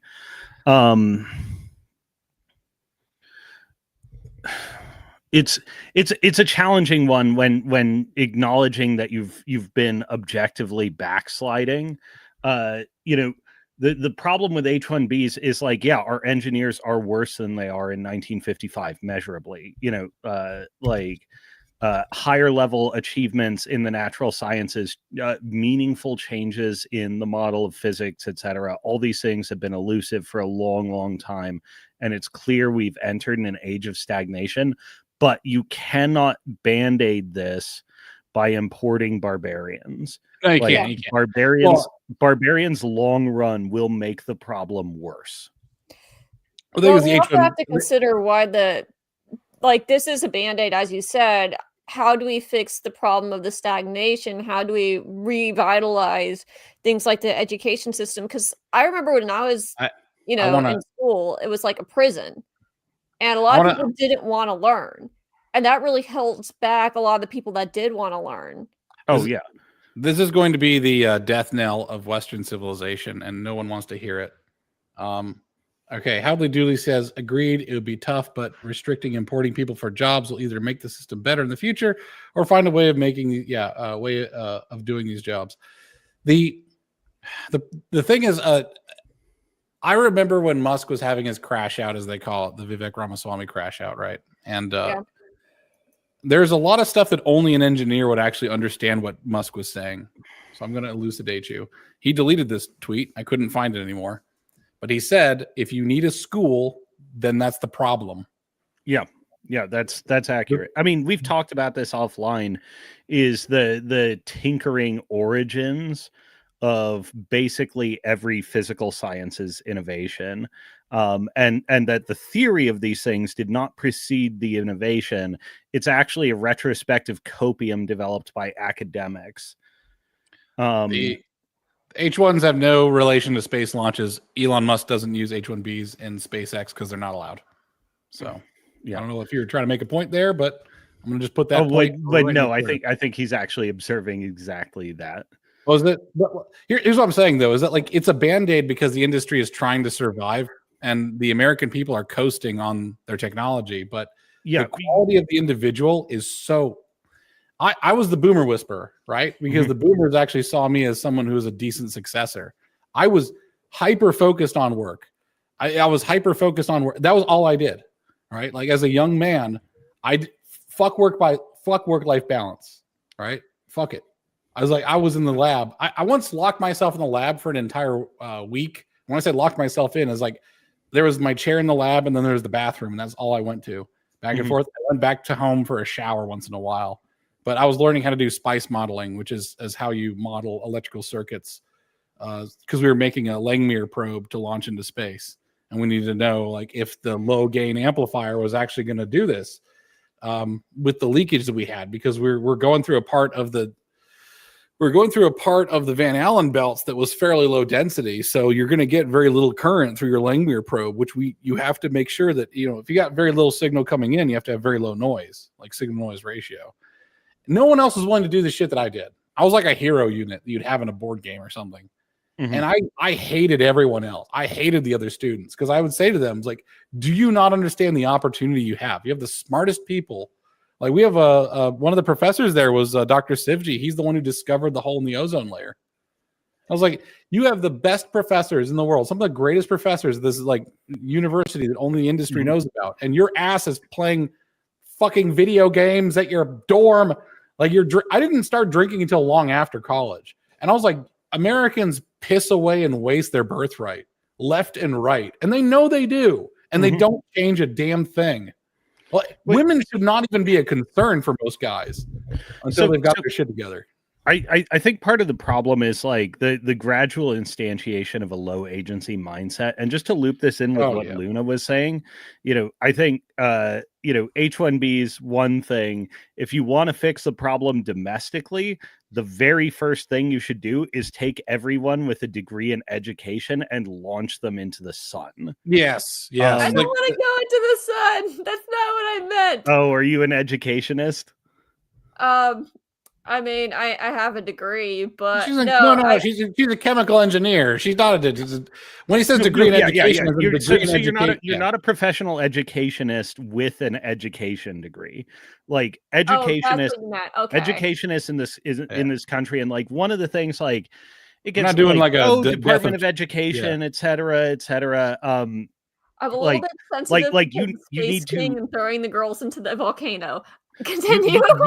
You need to destroy every college of education in America. The discipline of educationists is so absolutely corrupt and ridiculous. Well, here's the thing: having this, education. I was really in favor of that, but yeah, having this like. Because the model of learning and understanding is actually like a properly understood one is actually driven by action and reflection. Yes. Meditation on consequences and so on and so forth. This is not at all what you find in colleges of education, and therefore not at all what you find in public schools or mostly schools of any sort. And the model of education that has been propagated in America for basically a century at this point is present company excluded, people who go into education tend to be dumber than the general population. It's crazy. Like the model they have of learning is so wrong and so anti-agentic, like that you need to destroy it completely. The people that you have populating your institutions are not just of no value, they're actively detrimental. Like you would do better with no education system than you do with our current one. I agree with that. I want to jump in here really quick and say that this is part of how the right wins, because we need powerful people on our side who are able to maintain civilization. And if we're just constantly dealing with the degeneration, then we will get H-1B visas. I guess what I'm saying is H-1B... Maintaining the civilization is really cleaning it up and dealing with a lot of these issues, like getting rid of a lot of this educational rot.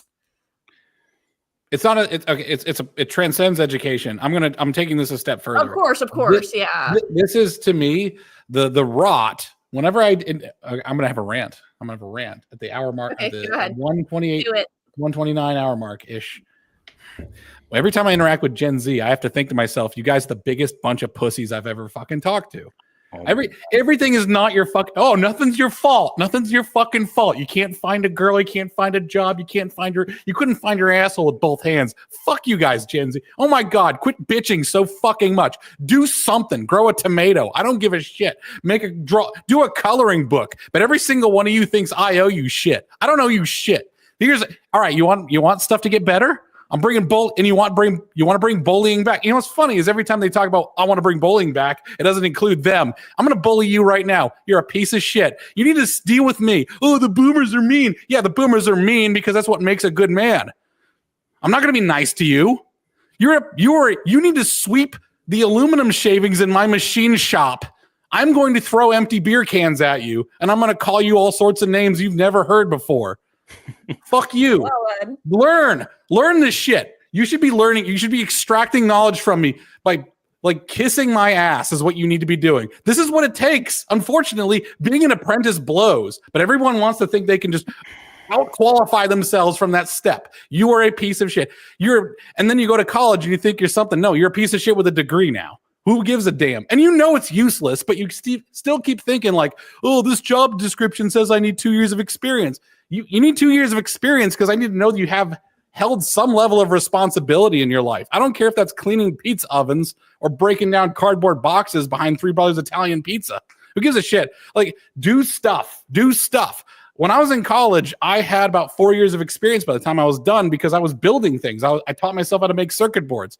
All the shit's online. It's the information age. Go learn some shit. Like, this is the problem, is it's entirely a discipline problem. The whole world is a library, and you ain't reading shit, and you don't know shit. You're just an entertained person who thinks you're entitled to a job. It doesn't work like that. So this is like returning to our sort of perpetual conversation and refining the layers of civilization, like who makes up what. But if we aggress in the simple one of like, we're mostly focused on merchant class problems. Correct. Merchants need to have some level of fastidiousness in their dealings, but it's not a job that's particularly demanding of integrity.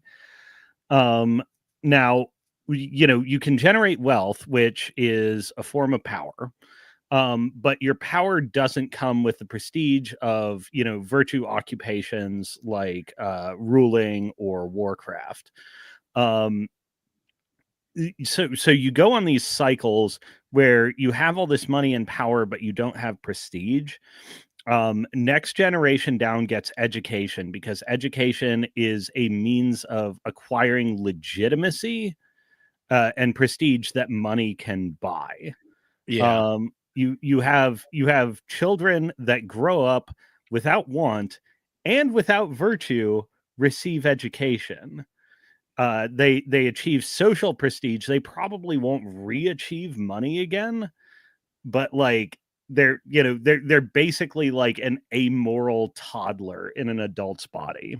That's weird to me, because I kind of consider education a means by which you get a job. Like that to me is kind of a lot of the point. Like you go to, school to get a skill that you can bring to the workforce and then earn a good amount of money.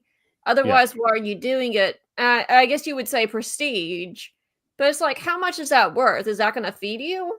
We are already traitors to the American way, and that by getting a credential, it's supposed to guarantee you something, right? And it doesn't. Because when I was thinking about what I had in my degree, also just like Alex, you just to interrupt real quick. Oh yeah, go for it. You went on a great deal of talking about the apprenticeship process, and even though you were in higher education, almost all your dividends were actually paid out by apprenticeship.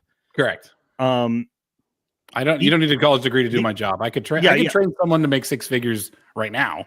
Right. Yeah, this is why we need the Alex Manassa School for kids who want to do integrated circuits good and do other things good too. Yeah, exactly. But like education was not education. Like if you flash back a century, 70 years, etc., education was actually entry into the civil service. The university education was setting you up for the civil service. It's actually like very low impact earning, but you're essentially secure forever. That's it has only transformed into like getting the credential or getting the demonstration that you are competent to do something over the last 50 years. And actually, as we've discovered, opening it up more and more, it in fact is not a guarantee of that at all.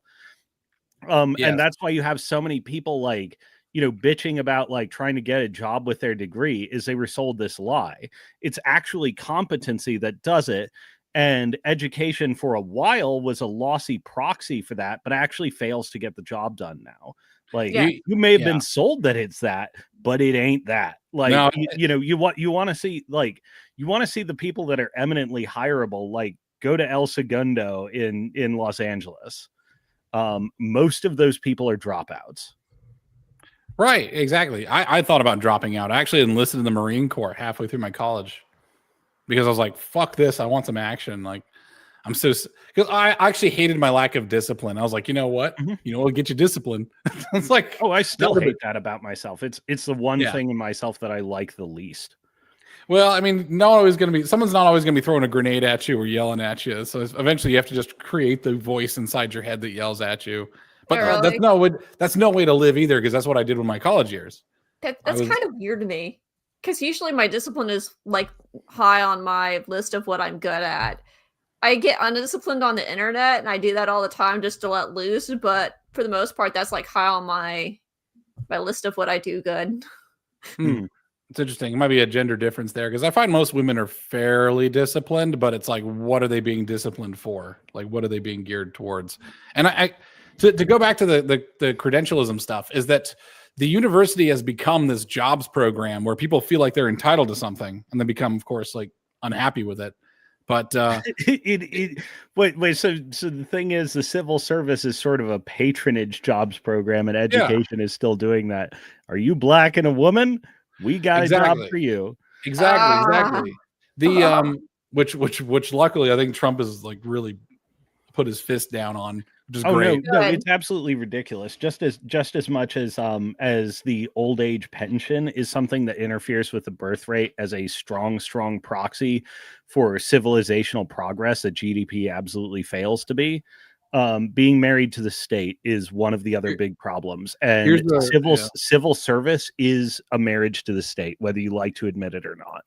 All right, here's a really harsh truth, that this whole patronage system, in general, the abstract patronage system for the low agency, I want to be a slave people, is really just a conveyor belt to the fires of death. Oh, like for sure. But unless someone who's high agency and like wants to have them as a pet, essentially, do you want to be my like those jobs that a lot of women have in the high tech firms that they just don't do anything worth doing all the day? daycare jobs, corporate daycare jobs. Part of me is like, oh man, give me that. I would want that 6 figures, but at the same time, it's like I would get so freaking bored. I just put it on the back burner and then do my real job. Yeah. That's what I'm saying though, is that the life that is guaranteed, I'm saying, is possibly just not feasible at all. It's not that America is not suited for it. It's that has always been a path to death. And I think the Americans just acknowledge it, and then very aggressively we try to become high agency through different rituals of life, like going and getting your first job kind of thing, getting your first apartment, getting a girl to like you if you're a guy, or vice versa if you're a girl. But there's certain rituals that you have to go through that can transform you into high agency. But if you just never become high agency and able to manage yourself, then you're just off to the forest with you. Like you're just an outcast. And that's kind of also a Christian thing. I feel like one of the things that school really does to really hurt the young people, like in those generations, is failing to teach them that they can just do things. Because if there's one thing the school system does well, is tell kids you can't do this. I want to scream. Can I scream? Yeah. I want to scream. I'm going to scream. I'm fucking so mad. I'm so fucking mad. Schools don't need to do shit. Why aren't the students figuring this out themselves? Just go do shit. This is like just the thing is, the school, if you're proper, the school doesn't hold you back. It's just I used to say to my friends, like jokingly in college, is like, man, we could learn a lot of shit if we weren't for these useless fucking classes. And our classes were actually pretty heavy duty. It's like material science and electrical engineering and stuff. Yeah. I thought my transmission line class was badass. Like radio frequency is like magical voodoo. I sent you that Bell Labs lecture, Cosmo. I watched the whole thing. It's fucking magical, isn't it? It's like bizarre, because it's all about the amplitude difference between the different phases of the wave and how that interacts to create filters. Like what I'm saying is that I learned a ton about power and radio transmission from that, and it's something I've never been interested in. I guess what I'm saying is, like, you don't need an institution to teach you to be independent from institutions, right? Man, you need a fucking father. And I have a video that I did not put out today because I was at the dentist where I said that Western civilization is entirely a civilization of bastards because none of them have been raised by their dads properly, like as you actually would be. Imagine a bastard from like way back in like the 18th century, right? No father figure. He's like a year zero man. Like there's no manner of him. Whereas like for my dad, he wasn't actually there that much, but he was working with me every Saturday because I had accounting to do, and he pretty much taught me how to deal with people in business and taught me that yes, you can just do things. I was like, no, I guess what I'm saying is that this America is heading for this horrendous moment where you either come to Jesus or you get extinct, because the low agency behavior is entirely from the breakdown of tradition from the boomer generation that forewent any sort of obligation of being a father. Yeah. But so Benign Number Station and I have talked about this offline in the past. It is cultural subversion in the Yuri Bezmenov sense. I think in that he's very insistent that there was a Bezmenov destabilization of the United States during the Cold War, which I think is correct, but was also counteracted and stopped. I think the boomers were a thoroughly subverted generation.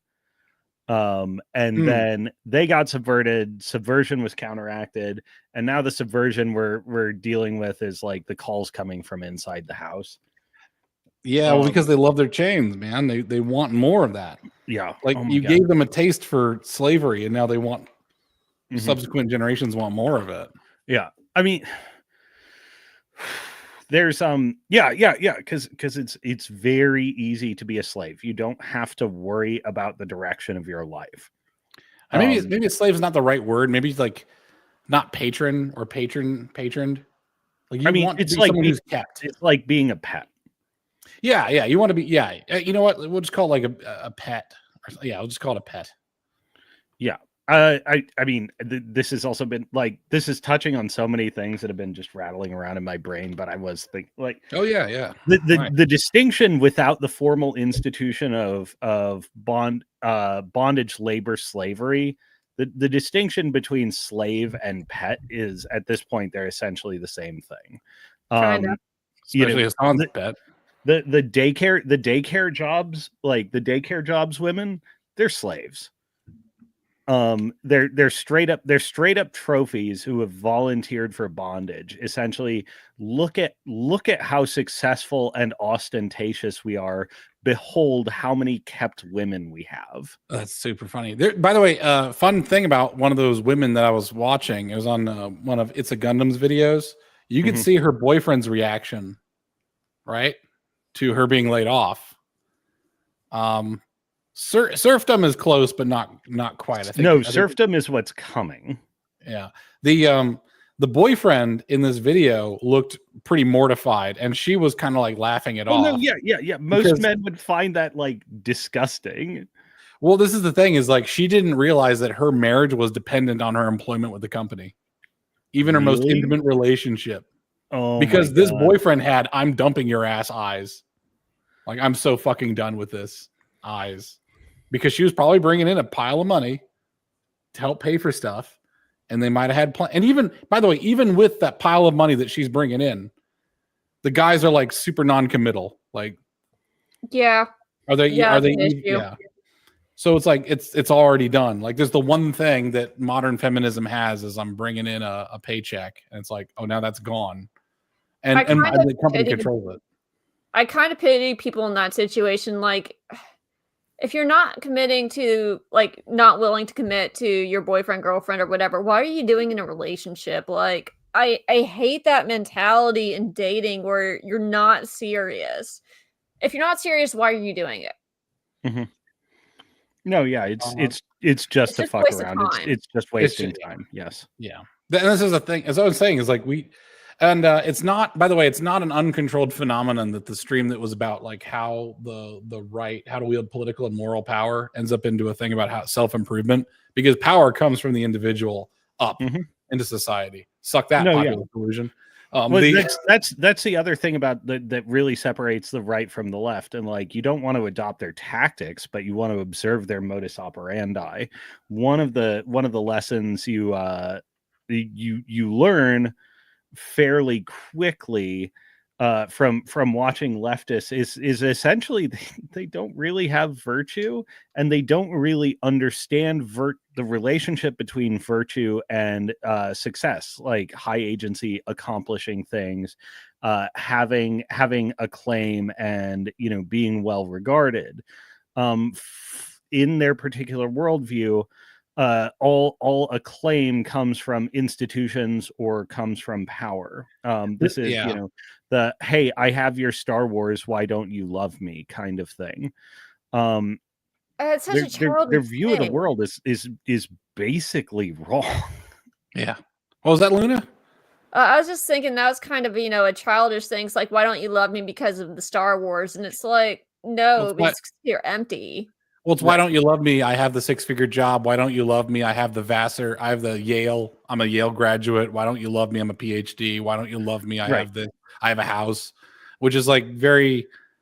That's what I'm saying. Is like if I was to describe my ideology in like a few words, one of the phrases would definitely be anti-institutionalist. So anytime someone brings up an institution as a solution, I actually lose my shit, because I'm like, you are bringing up what is. Have you ever anybody who's ever had to build an institution before? I built an institution before. That's what I do for work. Yeah. I mean, it's fucking hard, and it's easy to corrupt. Yes. Yeah, super easy. So like you're better off just doing it yourself. So that's why I bully people. Like I want you to feel ashamed. You should feel. I guess what I'm saying is like my frustration with Gen Z and a frustration with Americans in general is they don't feel ashamed of sucking. And that is very un-American to me, because you should feel bad for sucking, and don't blame somebody else. Don't blame your dad. It's okay to suck, as long as whatever endeavor it is doesn't actually matter to you. But if it matters to you, why the fuck are you allowed to suck? Like it should be intolerable. Suck. Exactly. Like stop. That's actually the way that I got through college and was like a rock star for building circuits and programming stuff and teaching myself was like, don't suck. Mm-hmm. Someone's going to make fun of you. I had a boss who bullied the shit out of me. That's actually I didn't need a guy to bully the shit out of me. I had an inner bully already. That's actually a reason why Asians do so well, is because we all have like an Asian dad who's just like in our heads bullying us at all times. I was like, yeah, like 97, not even highest graded class. It's funny. I've wanted to mention that the inner father, like you're Asian guys have like the Sekiro boss challenge. Like you fight Owl Father, and then in order to really 100% the game, you have to fight Inner Father, which is a harder version of the same boss. It mirrors and nullifies all of your button inputs. It reads everything and knows what you're doing and knows how it sucks already, because it's really your inner father becomes your inner you. So does everyone have an inner father, kind of, sort of, if they do have a father, like as a man? Oh, I had a super permissive father in many regards. My inner father to some extent is my own creation. Oh, you're in sales, benign number station. That's badass. I love sales. I loved working in semiconductor sales when I did it. I don't like sales, but I'm a different animal. But yeah, anyway, that like I have inner people, but none of them are sort of that. That just, I find it interesting that the inner what motivates you is a version of your father. It's not really a version of your father. Your father is often what the mirror reflects. Yeah. But it is this inner mirror which is actually you, which drives you. Your father is a representative of your iniquity in terms of becoming a man, because all you will see is how far you fall short. My father was better at chess. He did more push-ups than me. He could drive a car. I was a piece of shit as far as I could, as like 6-year-old Alex was like. Little boys are not passengers in their family. They want to become successors, and this creates a tremendous amount of pressure in a young boy's mind. And this is what's supposed to motivate you to continue going forward. Does this go too far? Yes, I would say often. Does it not go far enough? I would say very much regularly, because we're like, oh, childhood's great. Just have fun. Have fun. My parents never said just have fun. It was like, go do something productive. Like I'd go to a party and I'd start like taking the trash out. Well, part of why I find this so fascinating is sort of my first inner person that I sort of created as a child was sort of an ideal of a man I wanted to marry. So rather than the father figure, it was sort of like a potential love interest. Seek to find versus seek to be. Yeah. And I find this very common in a lot of women, especially the ones that can't find men to marry, is that they start turning into the ideal men they want to be, which is where I think a lot of the girl bosses come from. I mean, they're essentially pruning out. Yeah. Yeah, they're already transgender. Yeah, this is the thing. Transgender is just the end result of what was already happening. The men becoming more like passengers, women, and the women becoming more like men, drivers. And women don't like to drive, right? Like, so one of the things that the conservatives have. Oh, sorry, go ahead. Just a quick elaboration on the concept of inner father is, inner father is actually a mirror, and what it reflects often is your father. But what it actually is inner future. Just your father looks like a fairly probable future for you, at least as a man. Yeah. Luna, what you said is interesting about, finding your one true paramour or something like that, because it is an inner future. And your inner future is what calls you like to be worthy of it. Yeah. Because a lot of times, like when you're a woman, normally what you feel like the men really want is someone beautiful, and that's really not something that you can change much. That's up to chance and genetics. So yeah, I do think that's interesting that basically the inner person talking to me as a woman is this ideal fictionalized paramour, as you said. The your inner Jonathan Harker. No. How the Dooley has an interesting point here is that I feel like I'm Cosmo, where my dad is a fun guy, but I can't say what he would do to push me. I don't know. Your shame attempt is met with apathy. Gen Z is just built to resist shame. You shouldn't. This is the problem: is if you can't deal with shame, then you will either deal with guilt or fear. Yep. Shame is actually awesome, and you should feel shamed. Yeah. Shame is a high-tech emotion to feel. Guilt and fear are the emotion, like the adverse responses of a worse age, like a worse moral culture. If you're feeling shame, great, you're winning. Yeah, you should feel. Yeah, I feel ashamed of like having to step past people at a concert if I'm gonna sit and watch an opera or an orchestra or something. It's like, so I actually have piss discipline, where it's like I am planning my bodily movements for the sake of not momentarily, maybe not really even inconveniencing a total stranger. That is high-tech shame. I am showing incredible like bodily control. If you can do that for everyone else, you should. Yeah, that's why I'm saying is like my motivation was not to suck. That is actually highly shame coded. Speaking of, I came into this podcast planning to have a few screwdrivers, and this entailed forsaking piss planning. So I'll be back. Piss planning. Go for it. Your piss planning shall be our. I shall redeem your piss sins here. They die. Howdy doodly. They die. That's what happens. Many late regrets. I created an entire nonprofit sinking like probably 50 grand into it to try and help teach people how to do my job. Because out of the outpouring of my heart and my desire to help others. And it went fucking nowhere. You know who showed up? Asians. They showed up and they got a lot out of it. And like 3 extremely autistic white dudes showed up once. Hey, they'll succeed. Good on them. It's better than nobody. Well, I had a bunch of Asians, so I was doing okay. But I was like, I didn't actually make this for you. I was trying to get back to my country because the Marine Corps rejected my enlistment because of a medical issue. Mm-hmm. But all right, fuck it. I tried to help, and my helping out days are kind of over in terms of like doing it as pure charity. My job now is triage. I will probably be working with hyper Christian homeschooled kids for the rest of my days. I helped one hyper Catholic girl go from like high school science fair to Stanford and beyond. I don't know if I actually helped that much. I think I just gave her like the you can just do stuff pep talk and then showed her how to do a few things. And some people just need that. It's kind of weird because some people get stuck in the rules and the rules and the rules, and it's like, yeah, you can just do things. And motivation, motivation isn't a real thing, by the way. Like if you're like waiting for motivation, it's never going to happen. Like you should just feel ashamed of not going forward. I don't know.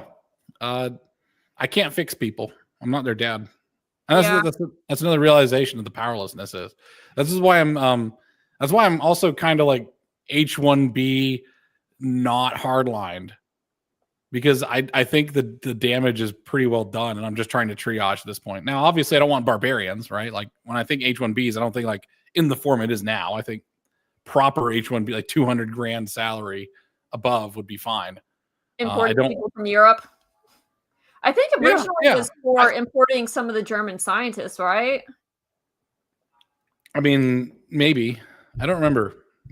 I mean, like von Braun and some of them for the space program. That was Operation Paperclip. I don't know if we needed to. Did we create that? Maybe we did. Maybe we did. I don't know. Maybe we had to have some sort of visa program and then route to citizenship. Yeah. But this is a really funny thing. The homeschool kids. You are reading my mind from the video I shot yesterday, because I actually mentioned homeschool kids and they are adult socialized. Like they just act like adults. Like childhood is bullshit. You shouldn't have had one. Yeah, you should just become an adult. There are some homeschoolers I'm totally okay with, but every time I think of homeschooler, I think of this one family where the kids, weird ones, yeah, they were just weird, but not in the adult socialized way. And there's just weird people too, right? Like in other words, it just enables the children to end up like their parents. Yeah. Yeah. Well, I mean, there's weird kids in public school too. I don't, Yeah. So I see it as a non. I see it as a non-point sometimes, because it's like there's weird kids everywhere, man, and weird families and weird teachers. I do think that the homeschool option and the private schools and sort of the expansion of school vouchers and stuff like that, I think is really going to help if that can get off the ground. Yeah, that'd be great. Yeah, I think it's starting to a little bit. Well, this is the thing is like Christianity doesn't believe in mass conversions.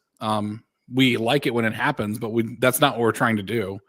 I mean, we want to do it. I guess what I'm saying, we want to do it. It doesn't. We're told that that's not really the goal. If it happens, that's great.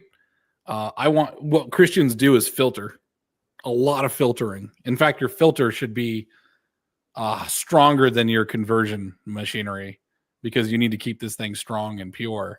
And what you're seeing right now is like from COVID to now, it's like there's a massive filter going on in this country. Yeah. There's a massive filter. And the filter is like, if you want to homeschool your kid, there are states that are now making that very free. Technology reliance, like we were talking about before, is like Americans right now are very reliant on their technology to maintain productivity, but they don't know how the technology works. The applications of it now compared to 23. Yeah, bad mental. So exactly. It's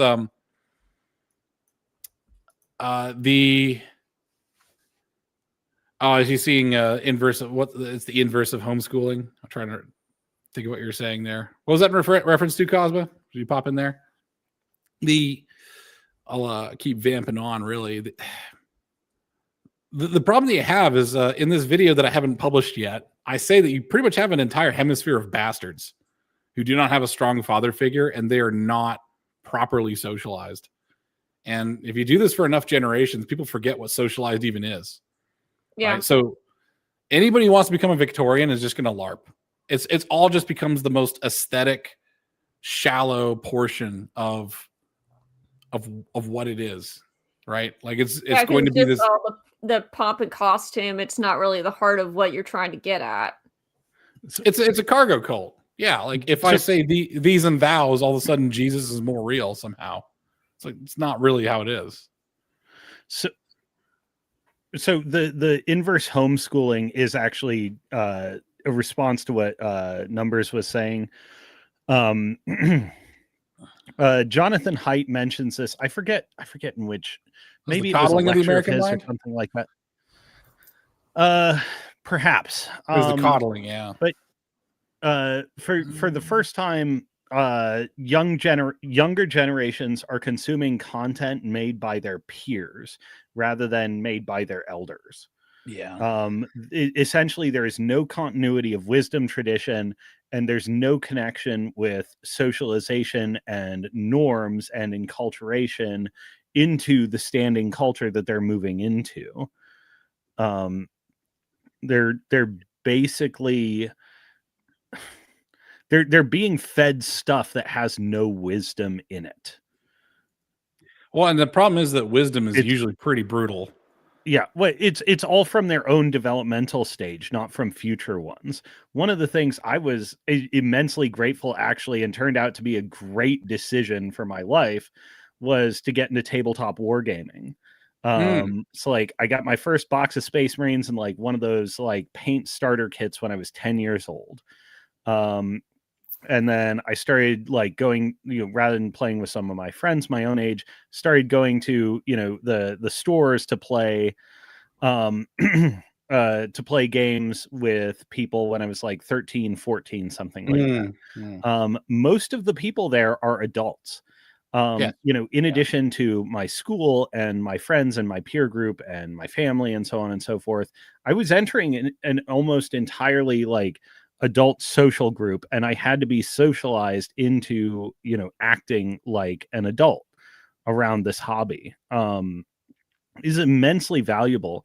And, one of the things to like if you actually want to get back, political and moral power, it's reestablishing continuity between generations. Yeah. The boomers were the first generation to essentially, it's not like Zoomers for whom, they have the option of opting out of the continuity. The boomers were the first generation to forsake generational continuity. Yeah. That's interesting. They abdicated their responsibilities. Because one thing I saw in a lot of my generation and below is a lot of kids who are doing way too much stuff trying to get into college. Like they were always going out on the soccer field, they're always doing music, they're always doing X, Y, and Z in preparation for college, and they weren't just going out and doing hobbies and going and being with adults. They weren't maturing in that way. There's no sort of cross-generational time, essentially, because they got the schedule back to back to back, and they're for the most part around people their own age, or in a strict educational setting like music, where you got one adult and then maybe a bunch of kids their age. They're essentially like the the kids that are like hard after getting into college are essentially in a Chinese or East German like athletics program. Yeah, and I feel like a lot of those kids, thinking about it, were the ones that had the hardest time adjusting to adulthood and not having a schedule. Well, that's what I'm saying, is that the low agency, the non-voluntary, like the idea is that you're supposed to, adulthood and being a proper person is supposed to be voluntary. If you make it into an institution or a course or something else like that, no longer voluntary, they're therefore no longer valuable and actually seen as a bad thing. You want a kid to hate a book, assign it to them as assigned reading. Yeah, they're gonna hate that fucking book. What you're supposed to do is you're supposed to have intrinsic motivation from that continuity. So the American project actually doesn't exist without the continuity. No civilization exists without this continuity. No civilizational project will succeed without the continuity. And it's otherwise you're constantly rediscovering sex. Yeah, and that's all it is. You're year zero forever. Ew, gross. Okay, sorry.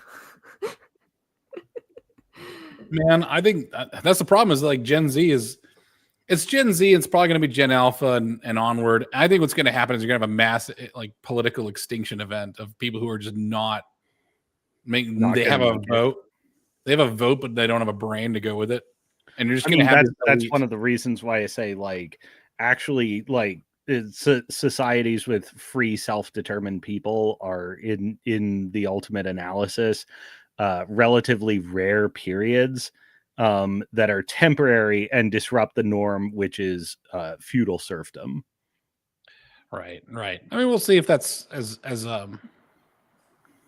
we'll see if that's as fatalistic as it might be. I suspect you're correct. I mean, I think we're at like the do or die point right now to prevent that. It is preventable, but like if nothing changes, that's where we're headed. Yeah, and the thing is, as I said, like there's only two ways into this state of higher thinking: is that you either had a dad that taught you how to do it, or you have the come to Jesus moment. And the come to Jesus moment is usually, if you ever actually read what Jesus says, he's not like this really nice guy. Mm-hmm. He's not hippie Jesus. He's pretty rough. He'll just tell you straight up what's going on. Yeah, you have to embrace the bully. In other words, if you can't handle me, Gen Z, you're not gonna ever. You're never gonna make it. I am going to make you feel like. I'm going to make you feel like shit because you are shit. I am your drill sergeant for technology. You have to feel like shit because you need to be ashamed of your bad quality, or else you're nothing but another third world barbarian curry sucking motherfucker. That's what you are. Unless you feel ashamed that you put the wrong reference designator on that IC on that schematic, you should feel terrible about that. You should feel terrible about your lack of competence. That's how you make competence. So in other words, like I have to hide my power level a little bit because Gen Z doesn't want to hear it. I have to have something productive to show before anyone wants to listen, or else I'm just a shit talker on the internet. Rank me and file with the rest of them, right? But it's like, you guys, there's going to be a certain and I have faith that many of them will see the value once they see the value. Like once they see the fruits of it, they'll join. But it's going to be rough. Like being a Christian is uncomfortable. Being an engineer is uncomfortable. Being a slave to the truth and a man who feels ashamed of not living up to that truth is an uncomfortable thing. A lot of engineers are Christians. It's just sort of the faith that's conducive to building shit. Well, I found a lot of the people that were in engineering that couldn't make it kind of destroyed themselves. Like through whatever means that they had available, drugs, sex, drinking way too much. A lot of them just couldn't make it, and they used all those things, but the one thing that I felt like it really helped me get through is the one thing my siblings made fun of me for, which is, belief in God. So yeah, you're definitely right about that. Like that will get you through a lot of the hard grind of life. And it's not the aesthetic believing in God. It's actually like actually doing it. Any Christian I know who's worth their salt actually feels like pretty shit about themselves. And they're like, there's always something they're working on, or they're always something that's like, man, I just can't, I'm just going to have to like live with this crutch forever. And if you see it's the same thing I say about arrogant engineers. Like I never meet them. Any engineer who is arrogant is never a good engineer. Mm-hmm. It's a punishing discipline. There were a lot of suicide attempts. In school. It just is what it is because it's a tough job, and we take it really. Things blow up and people die. People die. Companies will lose tons of money. Yeah. I mean, fucking iPhone screen scratches with your keys.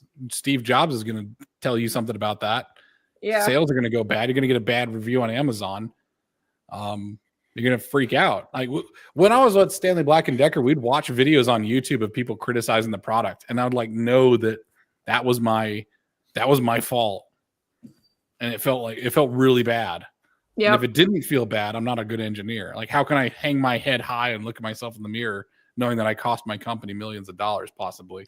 Right. Well, that's the other thing that's happening in the, in the changing moral character and the death of virtue or its disappearance, is the substitution of systems that are mostly around defraying blame, and minimizing or reducing responsibility.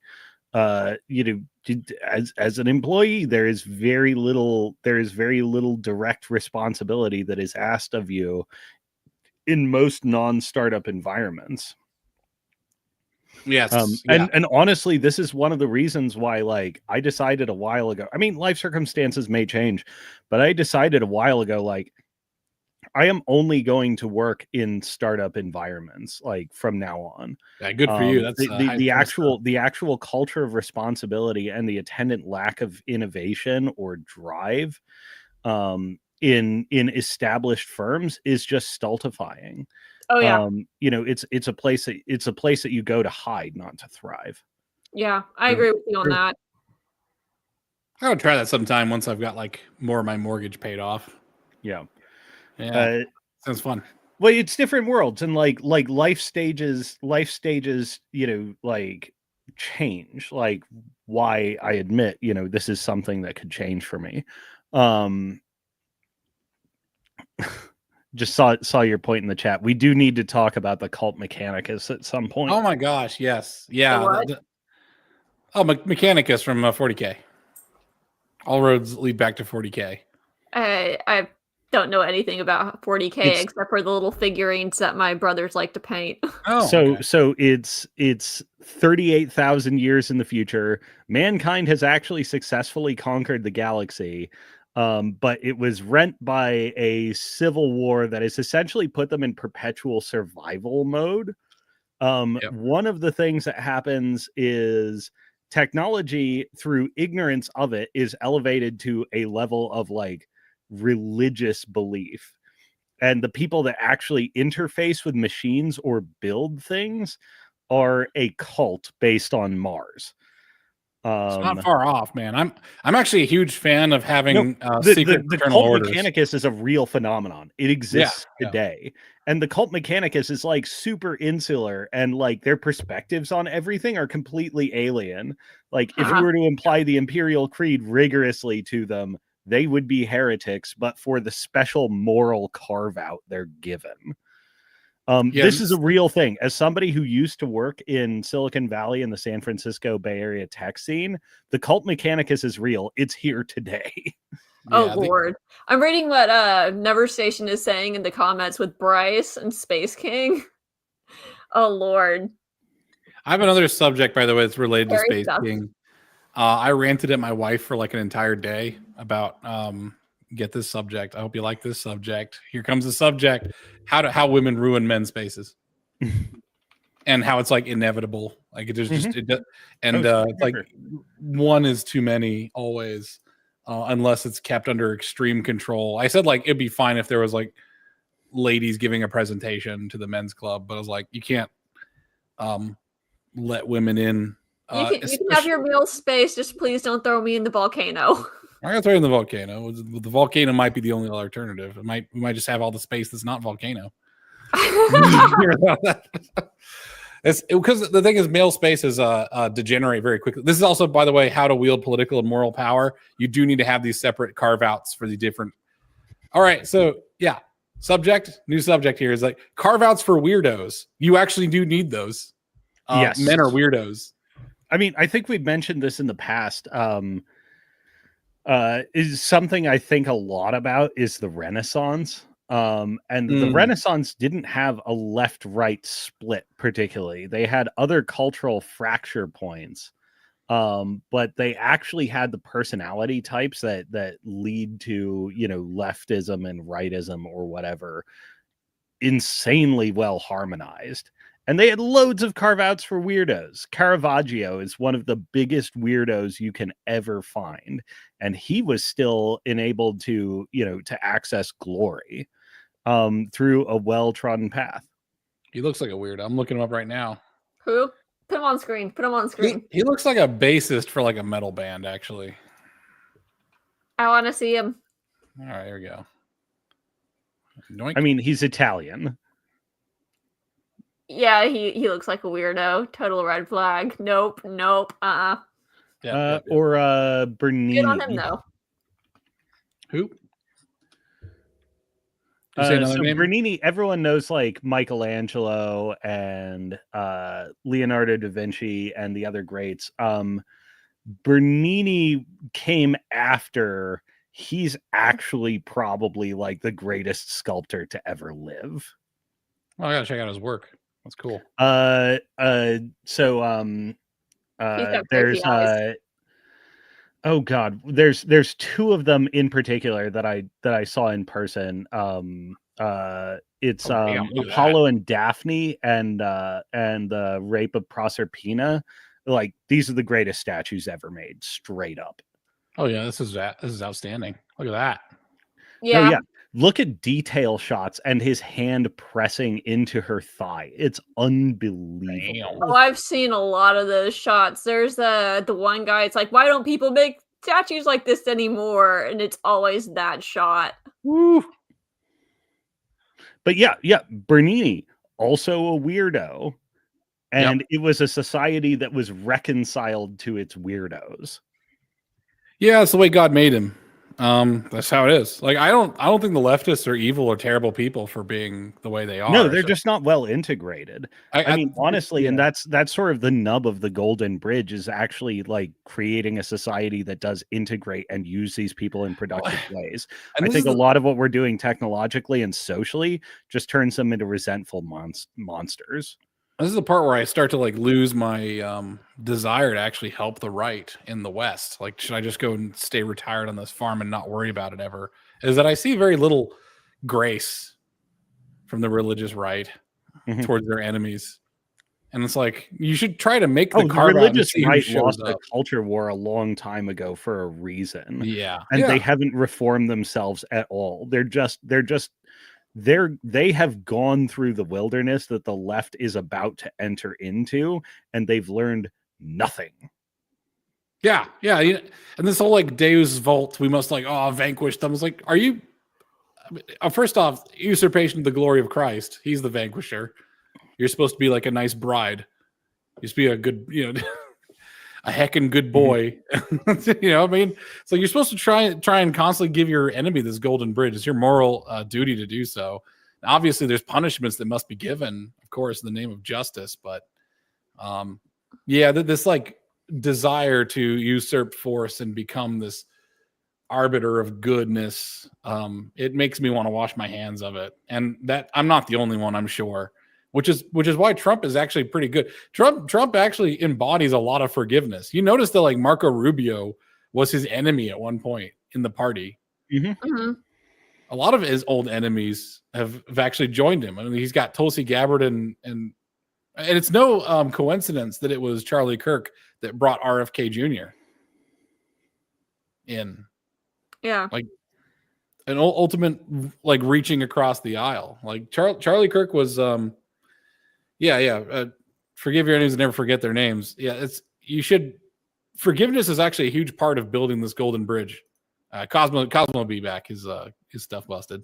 It's all good. You can probably still hear me. This technology of forgiveness, grace, and bringing people back, it is a faith-based technology because it seems very stupid. Yeah. Now, if you just do it wholesale, it's also just stupid. Like, you're supposed to temper it and have some level of system to it. But I see that the online right at the moment has no desire to have any sort of rules that govern themselves in terms of what messaging is appropriate, how to deal with these things. They just go by feels. You know what I mean? I mean, you can't really, like, a lot of people are, really happy about the left getting their comeuppance, and there is some poetic justice to that, but at the same time, you gotta give them the ability to make their way back into society and behave. It's sort of like, absolutely. It's like, you get the slap on the wrist, you get the punishment, and then you have to go be integrated in society and not, try to teach kids about sex. Like, that's not appropriate. Well, not all of them are even into that necessarily. Like a lot of them are just like hapless and feeble-minded. And I use these Just Stop Oil protests where they glue their hands to the road. That was actually my big moment where I realized that I am not unnecessarily on the side of good people, because everyone was talking about, just cut their hand off, beat them up, I hope they get shot. I was like, that's horrendously evil. This is obviously a stupid kid. Yeah, it's a stupid kid and they're paid actors. Like, yeah, don't chop their hands off. It's like you're a barbarian. I could take that kid out for coffee and have him just explain all of his climate worries to me, and I sit there and listen for like 4 hours, and I will have de-radicalized the kid by the end of that 4 hours, and I will and then I'll invite him to go to tabletop gaming or something. I feel like that's maybe what we need to do. Like, you give them a path back, and I mean you have to acknowledge where they are properly. Like, okay, the people. By the way, sorry for the sudden drop. Phoenix weather is being Phoenix weather during monsoon season, and just there's a lot of infrastructure that isn't cooperating. No, yeah, you have to know where they're at.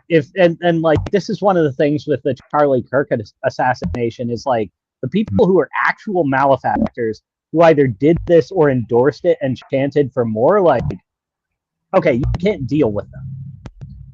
Or rather, the golden bridge they get is very different from the confused kid who is foolish, not malicious.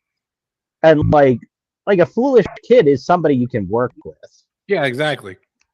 That's what I was saying. Like Howley Doodler is saying, like you're being very naive. Like you can't fix them. Yeah, we're not talking about like college professors. People who have like. It's interesting to know that even the apostles and Acts would declare that people were evil. Somebody who's made it to their 70s and is still foolish, like they get a different golden bridge. Right, and that golden bridge is to be vanquished, essentially, and socially or otherwise. Like you'll bow your head, accept defeat, be ceremonially offered up, right? Like all of your life. If there were like a publishing professor, it's like take your entire life's work and burn it, and now you can just sit in the church, just like a normal person. But yeah, the lack of willingness to have any sort of carve out for weirdos. It's like the Inquisition that I envision is not that I would like to see is one about truth and intention and not about making sure people fit into one category. Well, in some ways we are like all three of us are kind of weirdos in our own right. Like it's what kind of weirdos are you dealing with is really a lot of the question, because you get weirdos that are, you know, the kind that are completely morally reprehensible and they basically need the fire. But when you're also talking about some weirdos who might be, let's say, Hugh on Head, who I guess she's not so much a weirdo, but like say a weirdo who was very much against the assassination of Charlie Kirk. I would say it's being a sane man in a mad world at this point. Like our particular brand of weirdness is now unorthodox, but the orthodoxy is insane. Yeah, like when I say weirdos, it's like people who are kind of untethered from reality. Yeah, but are still the artistic temperament among others. Yeah, it takes a really weird dude to have the level of precision to like make this. Let me just zoom in on it, like right there where you're talking about the pressing the flesh in, and you can see like where he's putting the pressure in too. It takes a weirdo to study the human body to that extent.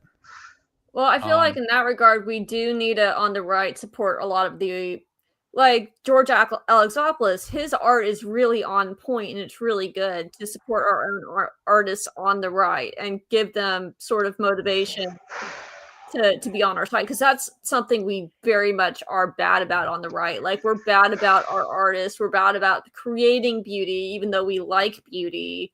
We're bad about, you know, really giving those people, like... the thing about conservatives is they tend to be fairly sensible, and that means sensible with their own money. Mm-hmm. And the problem with very trait open artistic types is they tend to be very bad about setting up infrastructure. I think Patreon and services like that, Subscribestar and the like, are probably the best thing that's ever happened to artists. Yeah, that's exactly what it is. Like, it's sensible for me to give $5 a month to someone who I think is doing good stuff. And I don't need, it's low enough that I don't really boss them around. It's like, yeah, I have faith in you. Just take this $5 and go. And then like 1,000 of me does that. And that's 5,000 a month. Yeah. And then they're good. Yeah. But I also feel like we almost need.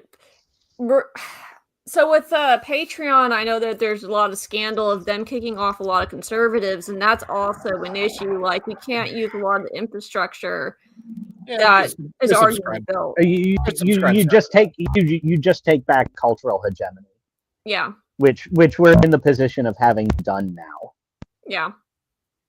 Yeah, we're in a good position. So if I was going to say to a conservative, is like, you can't actually be a massive, you can't be a huge Puritan and still be a patron of the arts, because they are absolutely degenerate weirdos.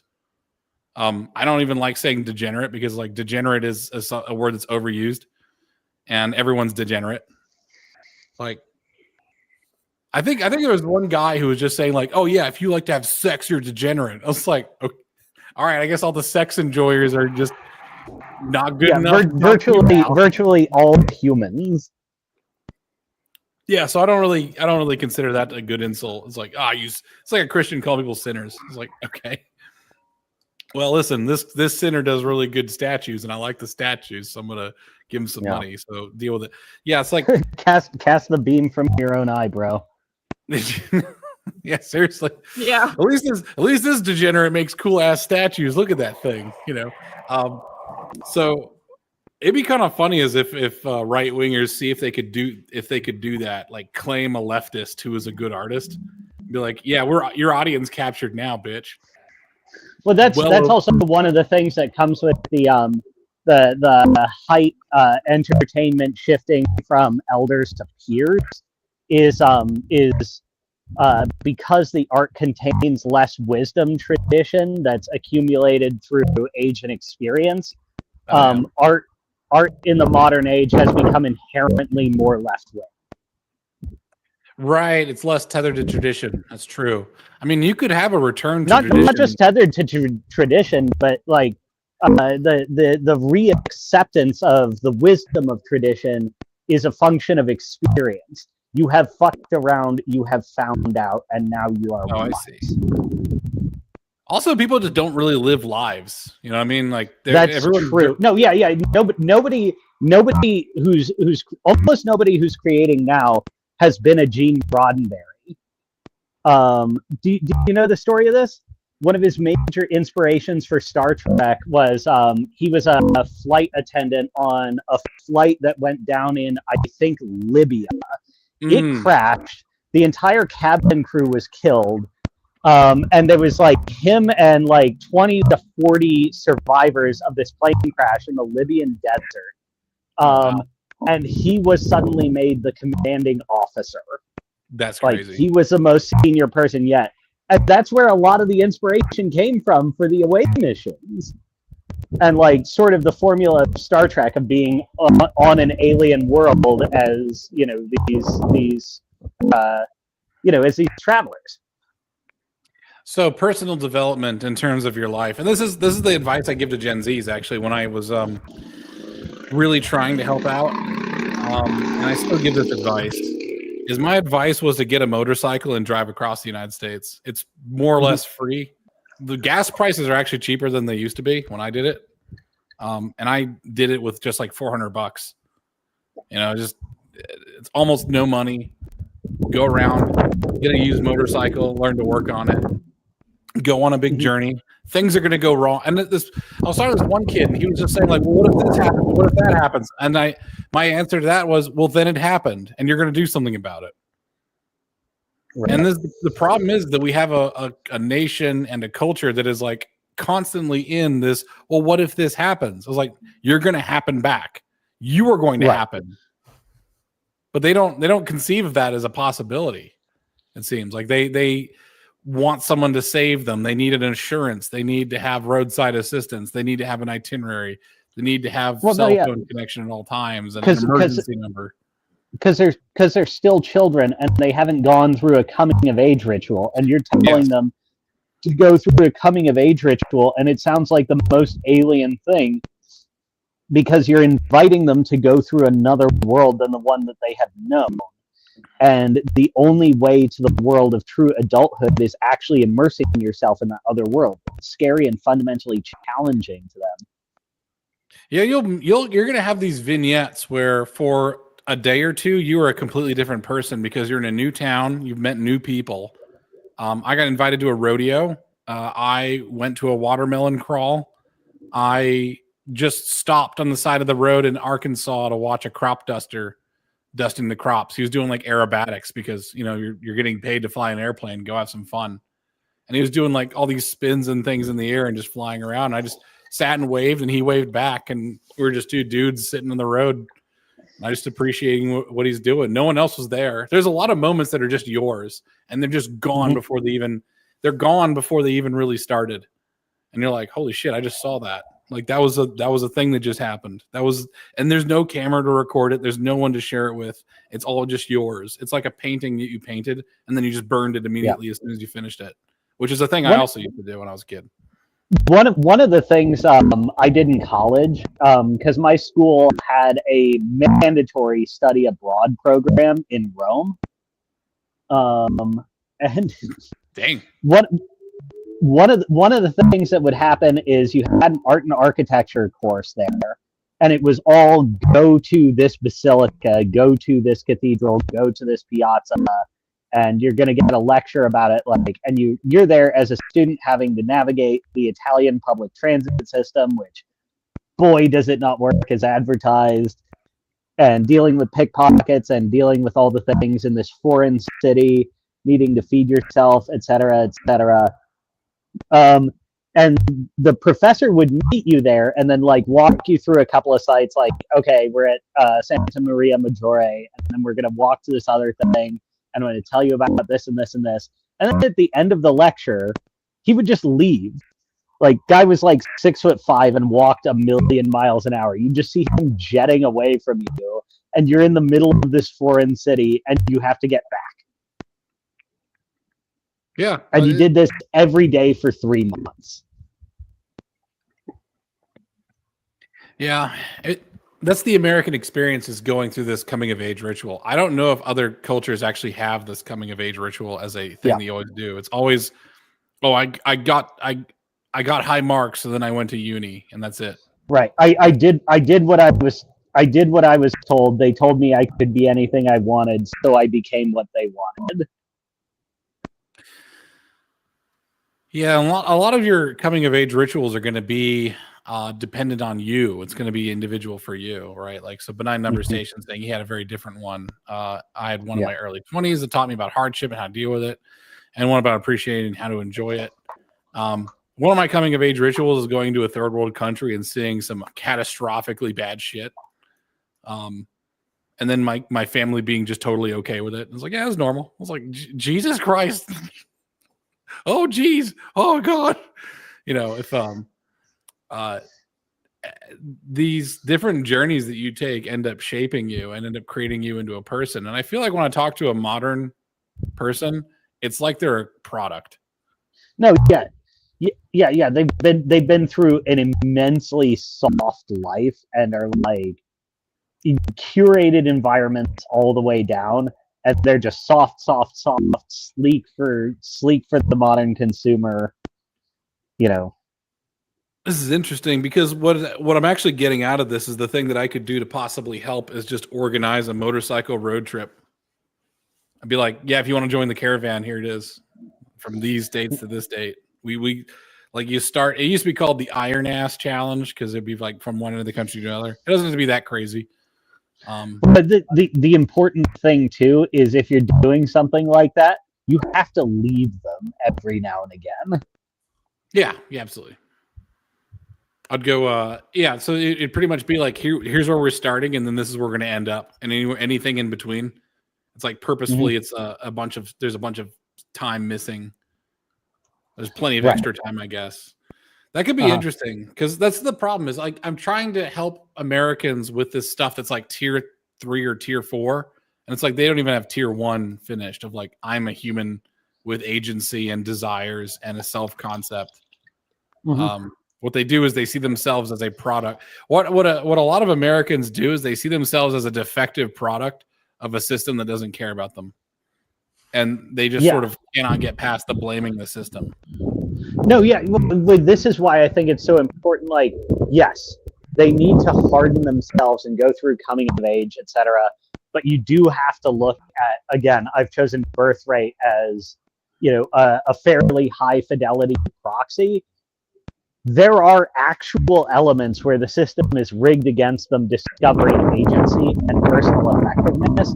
Yes, you need to call them into higher and higher agency, but you also need to straight up destroy those things that they're aligned against. Yes, true. Well, yeah, exactly. Like even the delusionally paranoid have enemies. Well, what I'm saying is that my frustration is that the system is rigged against them, but it doesn't actually prevent them from advancing. It just makes it more unusual. And what I'm kind of wanting to see is that I want to see water move around the boundary and not just stop at it. Like and also the unusualness is like almost everything in my life that it's been like, skipping steps to success or really leveling up personally has actually come with interfacing with older generations and tapping back into intergenerational continuity. I heard an interesting thing from Asmongold on a video. I don't usually watch his videos, but there's a clip. And he made a remark that, like, on Twitter, usually you find some of the most ill-tempered people because Twitter is the only place they can really go to.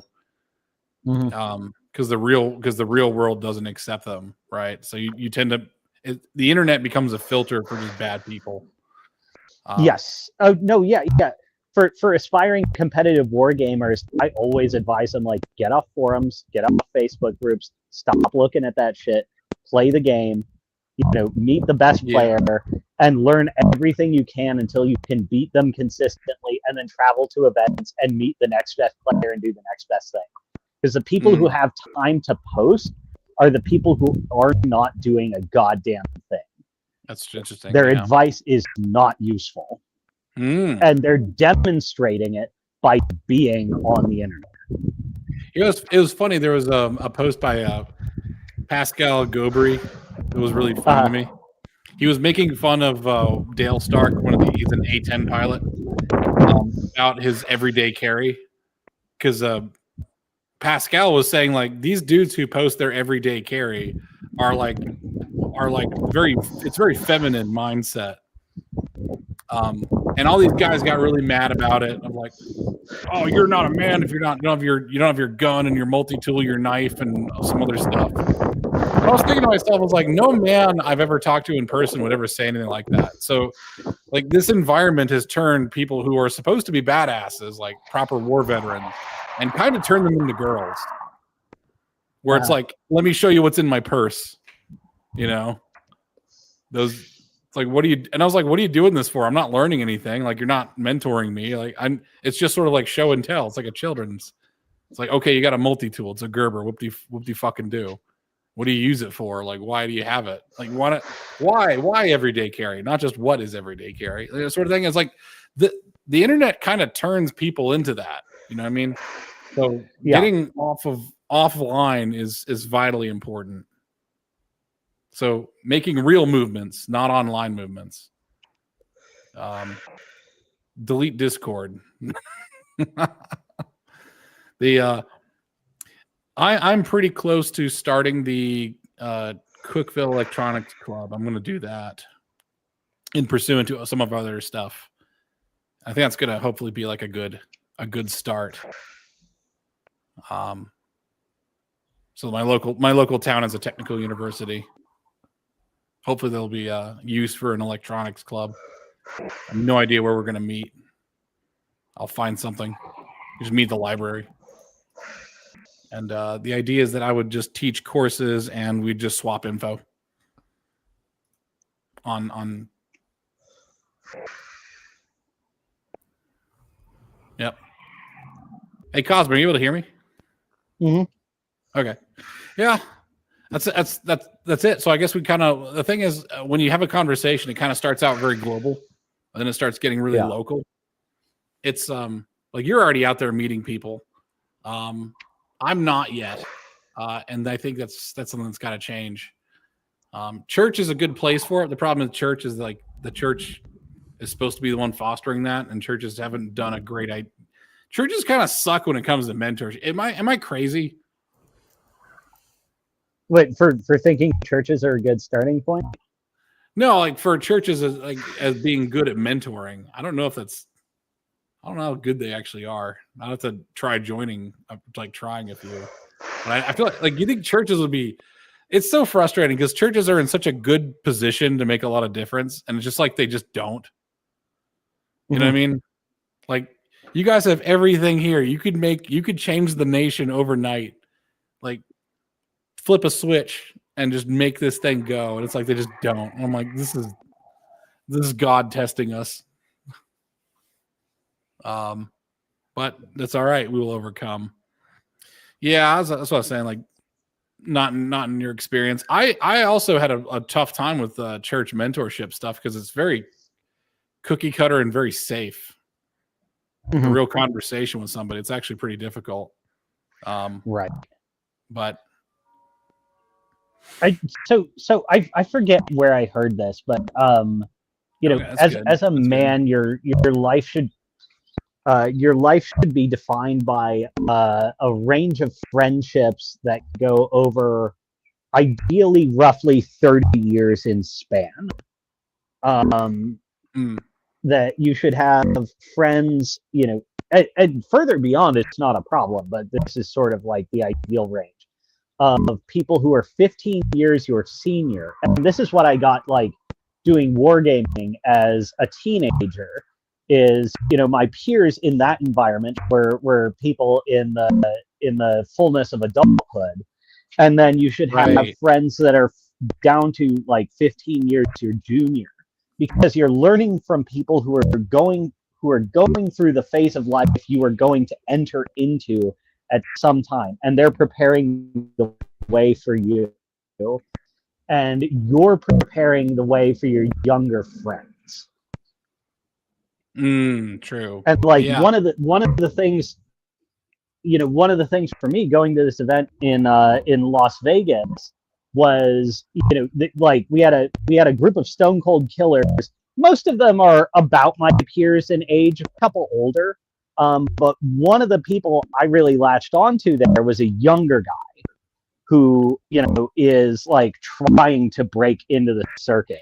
And I'm like, oh man, I better be ready to live for this kind of thing, like bringing this guy up. Right. It's funny because I was watching a lot of clips from like The Sopranos, that show on HBO. And one of the clip things made a point that you notice all these gangsters, these older gangsters, they end up preying upon and eventually killing the younger members. And that's like the opposite of what you want. Like often you'll get a group that doesn't value its younger members and just sees them as chaff. And I'm really, as you could probably tell, I'm pretty tough on junior members of something that we want to do. Typically, you have to have an antipathy. You have to have an antipathy toward the cult of youth. Yes, and I have to like pull them like dough through a strainer, until they're the level of quality. And one of the ways I was able to do that was actually just giving them status symbols, like as Napoleon said, a man will go I didn't do this quote perfectly, but it was like, you'll be surprised what a man will do for a piece of ribbon and a shiny medal. Right. Something like that. But it made a big difference. Like actually the club I had like team, you'd get a team lab coat with your name on it and like a design and your nickname. So it was fun social building. I really enjoyed building the social side of it. And the back in the day, I was much more arrogant than I am now. Note what I said about arrogant engineers. And my club's motto was, "We're better than you." And that was just our club motto. We were being a bunch of hyper elite, arrogant pricks was kind of where I like to keep my socials. And my wife tells me that I'm definitely House Slytherin if I was ever a Harry Potter house, but I kind of like that. I kind of want to have like elites who are just absolute badasses. So I'm kind of meant for very low numbers of. I mean, I'm nice to the general public, but if you want to be in the running for the title, I'm going to put you through it. Right. Yeah. My expectations, I've been asked to coach people who are trying to break into the War Machine circuit, for instance, and every single mentee I had basically dropped me as soon as I explained the requirements to them. Oh yeah. Yeah. Okay. Let's get realistic about this. You want to work with me and improve your game. You are going to have to pay about $10,000 a year for travel and lodging for events. You are going to, if you want to make it to the top end of competition, you're probably going to have to put in 20 hours a week minimum in addition to the rest of your life. You're going to have to do this and this and this. You are going to have,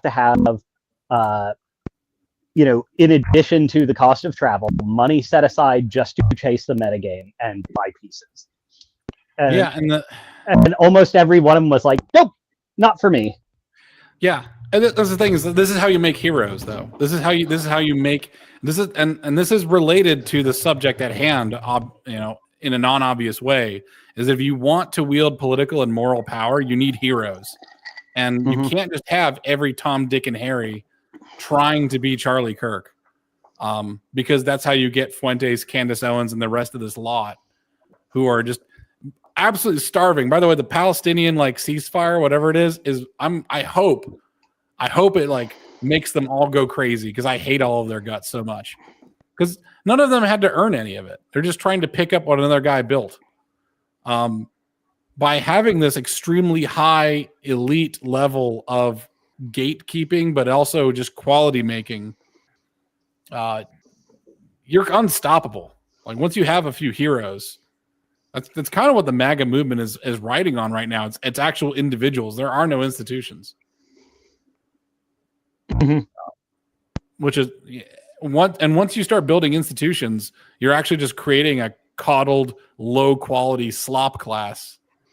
Well, it can be. That's what happens when institutions. That's what happens when institutions degenerate, and part of why we have this, sort of skepticism of institutions and stuff that we're dealing with culturally as we're moving into being the hegemon, is we've gone through a simultaneous rot of virtually every institution, and none of them are trustworthy. What an institution is when it's healthy and thriving is actually a set of mechanisms that are reliably capable of producing heroes. Look at the British Empire, for instance. Right. Well, as vibrant institutions, it was extremely successful at making heroes as a matter of course. Yeah, I don't know if we know how to do that anymore. So that's the thing: is we're heroes with no institutions. Here's the other thing about being a conservative: is you have to recognize that the shadow of death hangs over absolutely everything. Everything will eventually degrade into entropy, whether it be a person, an institution, a nation, etc. All this is only temporary, but it being temporary is not the end of the world. It means we get to live vibrantly now. Right. And what's the point of making an institution if it goes to rot? Well, it'll go to rot in 100 years. But you can make something now where people really live. I guess what I'm saying is that the problem with an institution, though, is that it starts to crowd out the alternate route. When you have to go to college to get it. Yeah. So the problem is over-reliance on institutions and the need for credentialism. You need the alternate routes are actually what defines the institution. Yeah. You still need your tolerated criminals to borrow a term of your coinage. Well, sure. I mean, it's not just tolerated criminals, but like you need your tinkerers and amateurs, uncredentialed, who will then go teach at the institution when they're done. Like they've been in the men of the wilderness. I guess what I'm saying is like you need the men who have been in the wilderness to be able to be, first off, able to live in the wilderness, but also accepted to come back to the institution to strengthen it. Like Isaac Newton didn't need Cambridge. No. Cambridge needed Isaac Newton. He was a weirdo. He did I actually don't know what his education was like. He might have just dealt with it. So there's an interesting thing in academia because all the schools and all the departments have rankings for a given discipline, and the general rule is if you graduate, where you graduate from dictates the upper limit on your ranking. Yeah. You will never go to teach anywhere that ranks higher than educated. I see. But plenty of people do make the jump,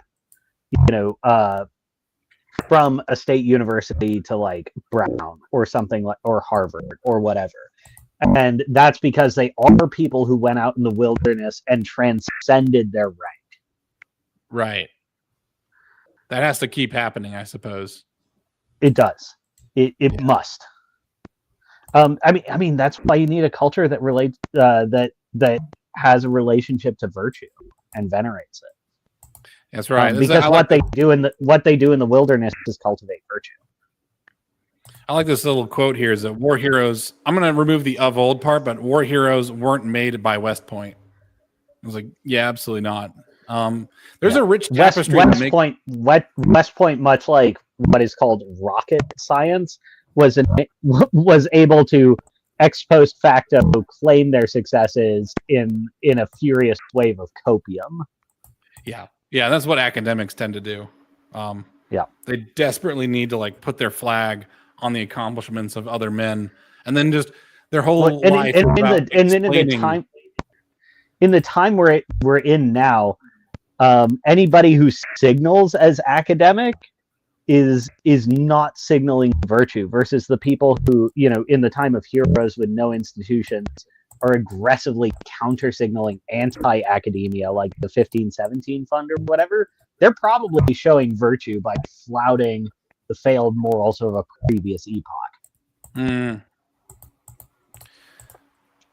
academic agent. Yeah, I know, right? He's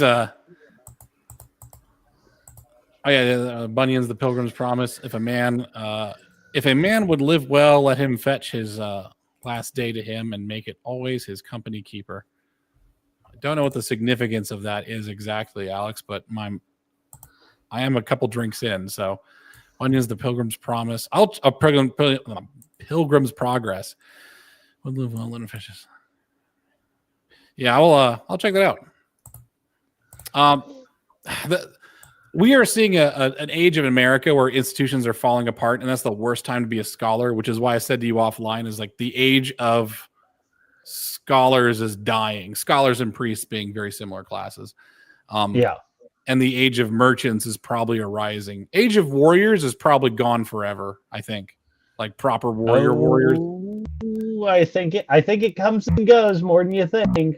Well, I mean, I don't know if it's outside of our lifetimes and our children's lifetimes and our grandchildren's lifetimes, but I don't know that it's gone.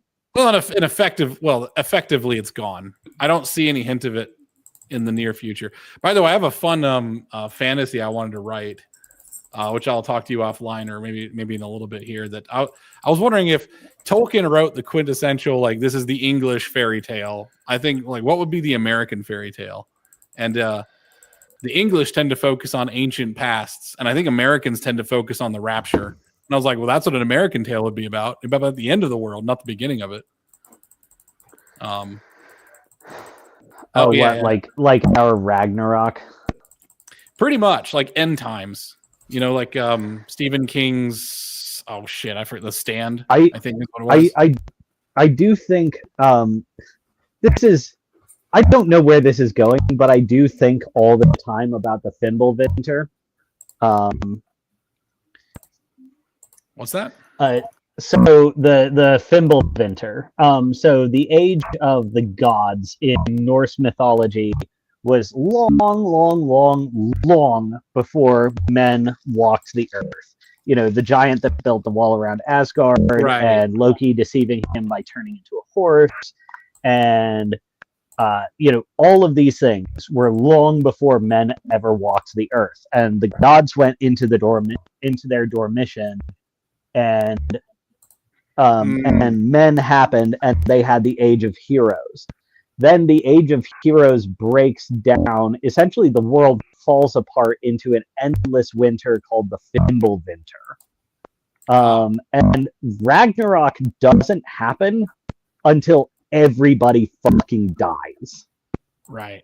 I see. And then it's the Aesir and the Einherjar, the returned ones, the warriors living in Valhalla, versus the giants in a cataclysmic showdown.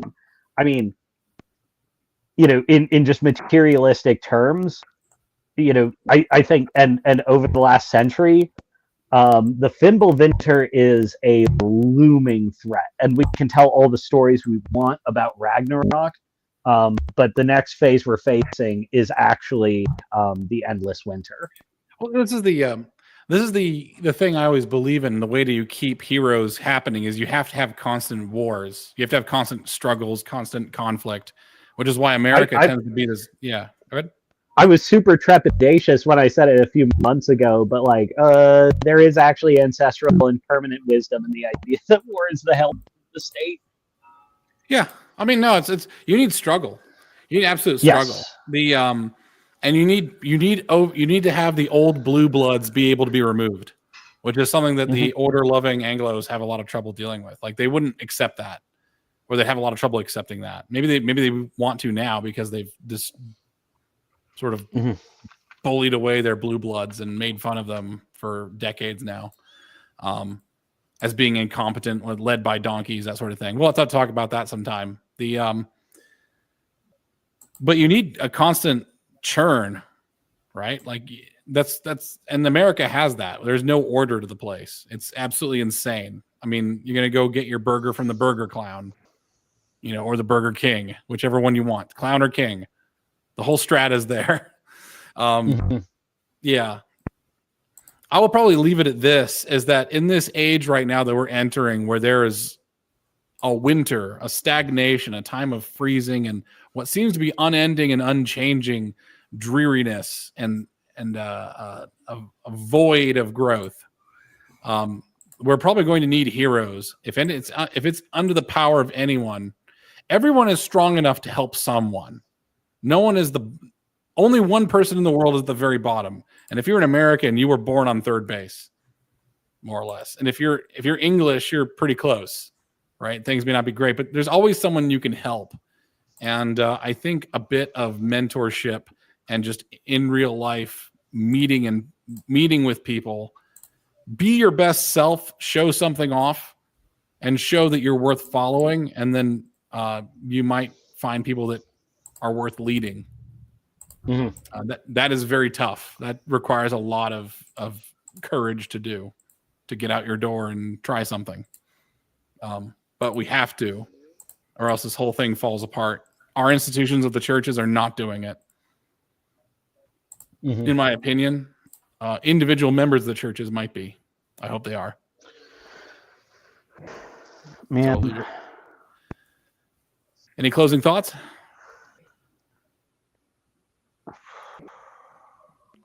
No, I think I'm comfortable there. All right. Hey, thanks everybody for joining us. I am running on like 4 hours of sleep, 2 whiskeys, and also not exercising good piss discipline. Apparently a half a gallon of water that I've gone through. I'm reducing my whiskey intake by just drinking water. That's some bad stuff right there. So we're going to end it. Appreciate you guys. Go make a difference. Go and have some... talk to your family if your family will accept you. But right now at this point, I know only 2 whiskeys. I usually drink a lot more. I'm trying to get some sleep. My sleep has been, as I said, 4 hours. It's entirely voluntary. All of the things that, oh yeah, no problem, man. Appreciate you being here. Yeah, all of the troubles in my life are my fault. Yeah, and it starts with 2 whiskeys. And yes, go out there and try something. Fail a lot. Fail early. Fail often. Your successes are not of your choosing. The next book, I need another 30-second book. When's your next book, Luna? I need another 30-second book club. Is this a thing? 30-second book club? We're doing Frankenstein, but me and Luna didn't listen to the audiobook before this to be ready for it. We would have done Frankenstein. I'm like halfway on it. All right, there we go. We're all kind of slacking. Nobody wants to say anything except poor Luna. She's like, I didn't even start it. It's like, I didn't want to. She's brave. All right, guys. Appreciate y'all. Have a good one. Bye. Oh, wait, I didn't hit the